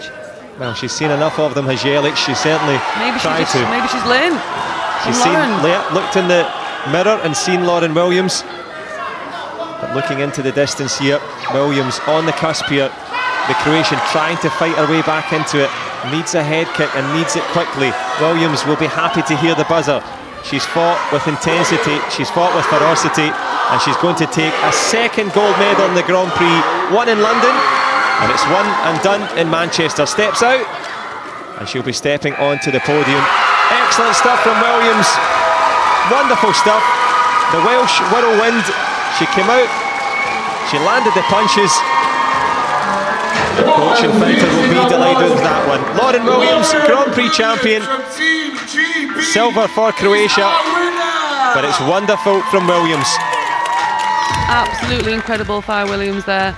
A lesson in aggression, a lesson in relentlessness, and a lesson in how to punch. Any boxers watching, and Wales have a strong tradition in the squared circle, but Lauren Williams, wonderful punches and punctuates that with a gold medal here in the Grand Prix. Super stuff. And the women's under 67 kilograms, wonderful gold medal for Great Britain's Lauren Williams. Of course, the Croatian Mateja Jelic, she tried at the end there, came into it a little bit. Yeah, a little bit, but a little bit too late. I think the first round really set her back. The confidence went, the focus went, and then when she realised she has to go, you know, without putting on a little bit of an embarrassing show, you're kind of leaving it too late. You called that, you said that, you know, she has to go down fighting here. She went out on her shield at the end. Yeah, she did. A little bit more, could have changed the game, but I think it was a big ask for anyone to beat Williams today. Molly, you said that's probably the key word today. Had the form, had the fighting, and found those great punches as well. And a great sign for Great Britain as well for next year, for we're hosting the World Championships. So Lauren now, her 2 golds in the Grand Prix, both on home soil. London Grand Prix, Manchester Grand Prix. Sorry, both in Manchester, sorry. And then now we've got the World Championships, so great sign for how she can thrive on home soil with that home support for the World Championships. Speaking of that home support, the Golden Girl handing out the little souvenirs and a souvenir selfie as we have a look at some of the highlights of that one, of which there were many, but they might look a little bit like video replays because the tail of the punches from Williams. 10 punches, I think, maybe? I lost count. I've only got 10 fingers, so I had to hold the microphone and couldn't count past 9. I'm going to go for 10. We'll round it up. Well, it was 10 out of 10 in terms of punches. A 5-star performance from Williams.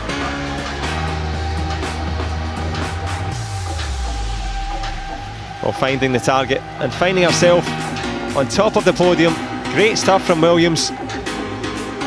The accuracy, the placement and the power. And she's powered herself onto the podium. Grand Prix champion Lauren Williams. And of course, that's the penultimate final. That was an excellent push kick there. Very strong. Yep, textbook stuff there from Lauren Williams. And a wonderful win in the end. Gold for Great Britain. And it's Lauren Williams to boot. And very handy indeed. And it will be time to receive their just rewards. The ceremony for our women's under 67 kilograms event will now begin. We will present the medalists for the women's under 67 kilograms, and the medals will be presented by Metin Sahin, a council member of World Taekwondo, and they are accompanied by Julian Newton, the chair of GB Taekwondo. Well, the dignitaries gathered, and the fighters have just about had time to gather their breath. She was out and she's back again. I don't even think she's tired. I think she was looking for another fight there. Wonder if Ide Hoon's available. He took the first gold. Williams, the ambassador for Taekwondo here. Medalist from Turkey, we have Nur Tate Askari. Well, Nur Tata, you mentioned, well, it's the Turkish president handing out the medal. Nice to see her back, but not on her best form, so hopefully she's just getting back into it. Yep, definitely motivation. $3,000 plus the bronze. From Mexico, Victoria Temez.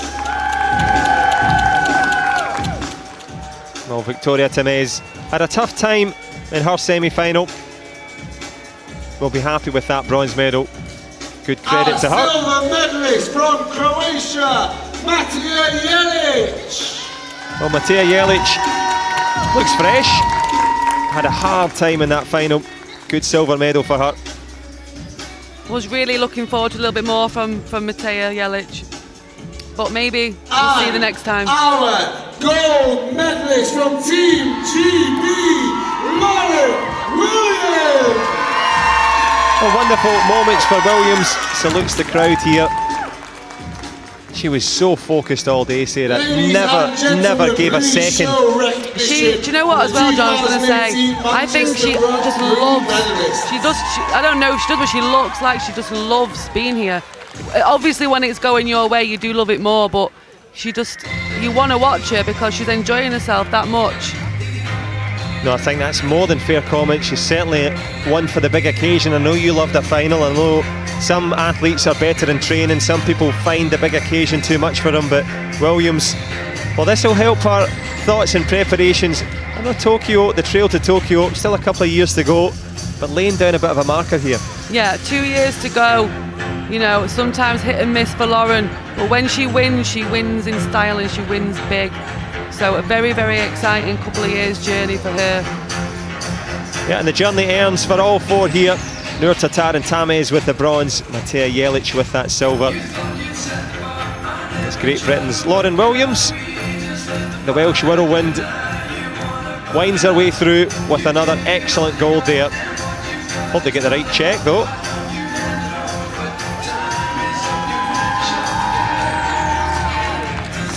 Olympic ranking points, $5,000. And super moments for Williams.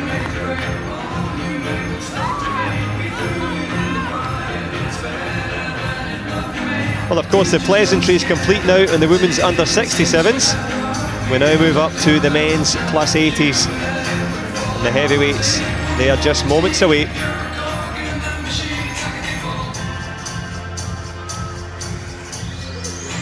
Well, there's the route through. Top class fighters to a man. The Fab Four cut to the dynamic duo Laren and Inkyodon. Russia against Croatia, or against Korea I should say. An engrossing one, difficult one to choose. Yeah, I know, I'm excited for this one. I enjoyed both the semi-finals. Again, as I said, we got to see some great taekwondo, and again, the same for the final. How has it felt for you today? Well, I don't know if you can pick it up, but let's have a listen to see if we can hear Lauren Williams. This time in front of my home crowd, I think I absolutely nailed it. So, yeah, just thank everyone else for the support. It's been incredible. And you said there it is your home crowd. You are from here. What has it been like having the Grand Prix here in Manchester? Absolutely incredible. I think I remember sitting right there on the front row watching the rest of the GB guys competing in the Manchester Grand Prix, and I was gutted that I couldn't be there, but I'm here now, and I always dreamed of being right here, so finally did it. You have finally did it. Give her a massive, massive cheers. Welcome, Lauren, you're our gold medalist.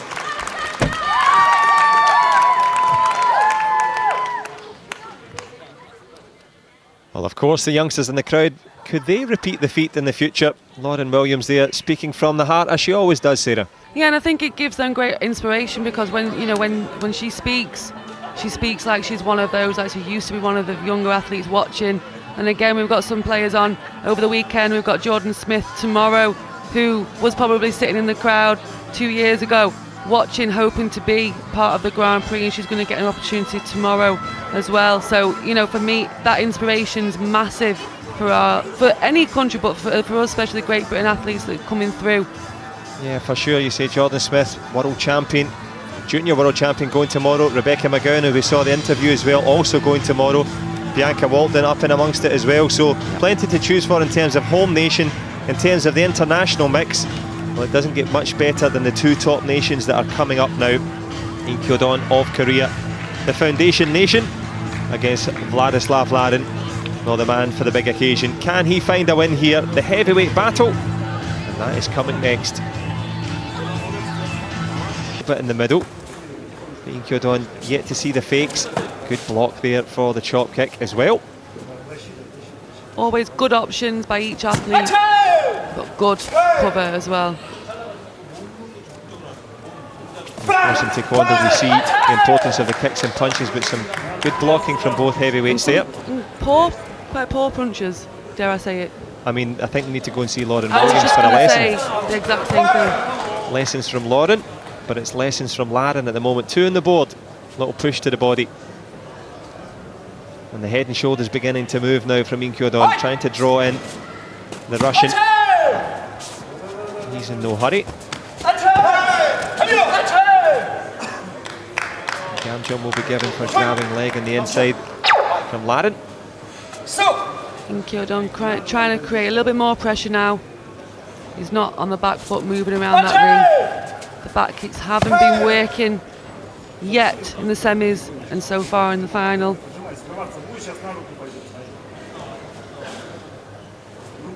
Well, pretends with a punch there, the Korean in red, the Russian not buying at all. The shop is open, but he's not going to go in. And that's why the Gam jump will be given the other way around this time. He started with a 2-point gap, keeps it up. I think good call for the referee there, using your shoulders, not really with any intent. You've got to create some action. Looking for action there was Inkyodon, back leg swinging a miss into the last 5 or 6 seconds in the first round. Into the clinch, and they'll be going back to their corners. Couple of points of a gap. And Inkyodon, plenty to ponder for the Korean. Good start from Laren. Straight in the blocks into the body. Yeah, good start by Laren. I like the way for me, he controlled that match, that round, sorry, of that match. I think for me, he was stopping Inkyodon from doing what he likes to do. Slight frustration for Inkyodon there, I think. Laren looking quite in control. Yeah, I think that's true. Look of confusion and consternation on the face of the Korean.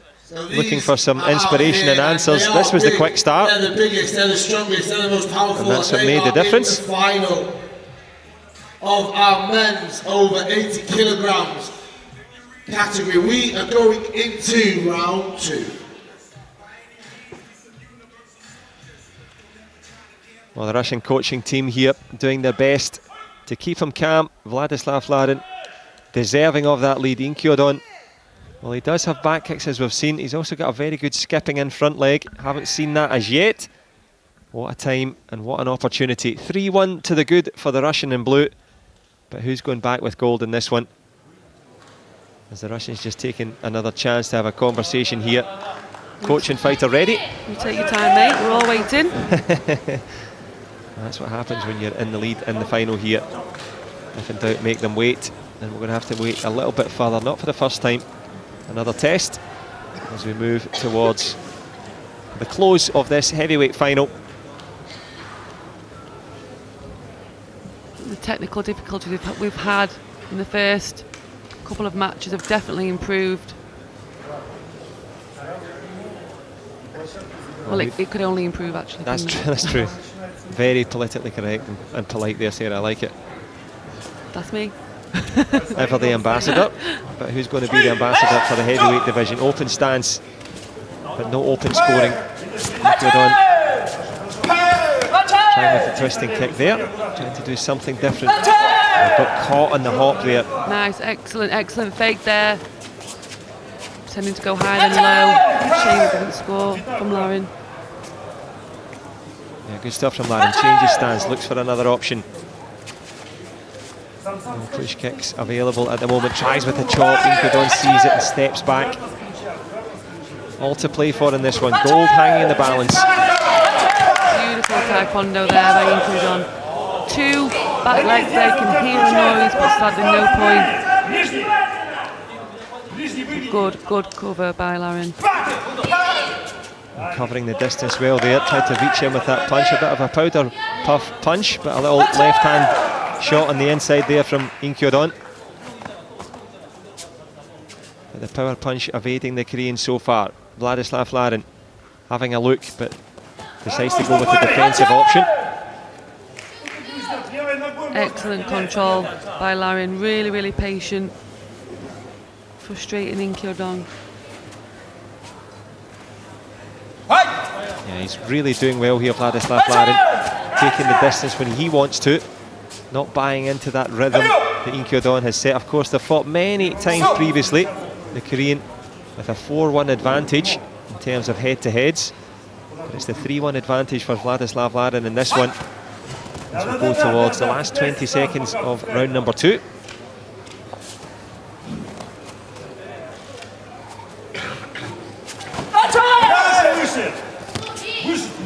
really slowing that pace down now, using his own rhythm. Excellent headshot there by Inky Odong. Unfortunately, no point. Yeah, right on the buzzer. Good option, and it could have changed the match. Yeah, absolutely. Needs to find something special, as you say, that rhythm that's been changed by the Russian. So tough times now for Inky Odong, but still one full round in which to do it. And we've seen the quality that he's got all the way through. It's evaded him here. Vladislav Larin in command, but it's a very slender lead. Yeah, it is in command, but not massively, you know, leading it in terms of points, so anything can happen. But yeah, it seems to be in control so far. One thing can change this match, though. It's nothing. Yeah, absolutely, and that'll be the words in the Korean corner, making sure that Inky Odong has his confidence and concentration ready. At the Manchester Arena. That's going to be huge. We saw a couple of attempts at punches and short kicks on the inside. Can he do the same here? Like I said in the last final against Lauren, if you're going to go into the clinch, learn how to punch. And these two men have been into the short distance clinch about 3-4 times where there could have been a point for either one. So I think they need to go home and really practice that, because that could have changed the match, especially for Inky Odong. There's definitely 2 or 3 occasions where he could have scored the punch. No, I think you're absolutely spot on. Lessons to be learned, but who can hand out the final lesson here in the final round on day number 1 here in Manchester, the Grand Prix? All boils down to this in terms of heavyweights. We'll have the medal ceremony for all of the fighters from the over 80 kilograms category. Open stance, opening chance there for Inky Odong. Tries with the front leg. Nice little, almost a side kick there from Vladislav Larin, the lesser spotted side kick. Registering, it is registering, so it could change the match if he continues to pursue that. Black leg blast block there from the Russian. The head kick as well. Concentration's been good with Larin. 2 points, sneak onto the board for that jumping push kick there from the Korean. Good contact and impact from the man in red. And that has an impact on the score. 3-all. A very close match again, this. So we were just chatting about 50-50 in terms of the momentum in this one into the final round. Next year, before Tokyo in 2020. It's going to be huge 2 years in Taekwondo. It's great for GB. It's great to have the World Championships the year before the Games. So we'll all be looking to capitalise that on home advantage. We definitely will. We're about to jump back into this final. Inky Odong going against Vladislav Larin. This one for the goal. 6 points shared, 3 apiece. Korean trying with that front leg for all his might, but it's Vladislav Larin. Good footwork from the Russian. Yeah, excellent there. Moving back, avoiding. Then great option to not try and capitalise. His back leg there. Went with the front leg. Opened it up. Scored with the back leg. The back leg makes the difference as we move into the last stages now. Last minute here. Vladislav Larin. Real power and a real chance to grab goal. Good block as well. Again, another opportunity to punch and score, but unfortunately the punch not quite good enough.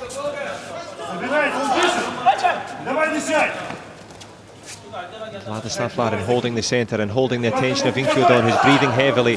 Does well to avoid the head kick, the Korean in red. Into the last 30 seconds now. Big back leg there, perfectly timed from Larin. Good response from the Russian. Some big noises there by both athletes on the pad. Only 1 point there for Larin. Yeah, as you say, 1 point for Larin, 1 gam jump for holding. Back to a 3-point game. 1 head kick could change it for Inky Odong. He's going with the back leg turning kicks to the body. Last 10 seconds in this one. Well, it's been a feature today in terms of getting the protective system to work properly. 3 points of a gap, last 10 to go. Both fighters full of concentration. gold medal in the offing. Ladislav Larin, hang on, attack. What's the options now? I think for me, he's been playing a really, really good game. For me, stay patient, stay calm. Don't let Incodon get into that short distance. A short distance and a short time in which to do it. The Green pulls it back to a 1-point game. We're into the last second. Ladislav Larin blocks, and he goes away with gold there. Incodon found something from somewhere, but the Russian delight for him. And the main man from Moscow grabs the gold. Good response from Incodon. Yeah, good response a little there at the end. Could have gone either way at the end there, but for me, Larin, he did seem to control that match right from the start. So a deserved winner, I think, for me. Yeah, and I have to say, you called it on the way through in terms of who would win. We had a little chat off mic, and you picked out Larin, you picked out Williams. So a wonderful day in terms of taekwondo. Of course, the victory ceremony still to come. Do stay with us for that if you can. If you have to sneak off, well, be aware that same time tomorrow there'll be more taekwondo action for you to enjoy. And if you're joining us in the UK, well, on BBC Two, Latila Mohammed will be doing a recap of the Youth Olympic Games at 1:15 local time. So lots of taekwondo action in that, so tune in for that one if you can. But wherever you are in the world joining us from, I hope you've enjoyed the taekwondo. Stay with us, the men's heavyweights. The podium has just been put together, and the top three men have put in some great performances. Rewards for them. And final thoughts from yourself, Sarah. We've seen, as we see the highlights of the heavyweight men's, pick out a couple of moments for the matches today. I think for me, Lauren, obviously, in that final there, you know, the punches alone, the relentlessness, the enjoyment that she was having made us enjoy being here and watching that. And again, Hassini from Iran, I know he didn't win today, but I think for me, a real great prospect for the future. And unfortunately with his injury, we're just praying that he doesn't, you know, keep him out for too long. But yeah, there's you know what, there's a lot to pick from. They were just two. I probably could pick about 10 from today. So it's been a real joy to commentate tonight. And it's been a real joy to listen to the insights that you've provided, and you'll be doing the same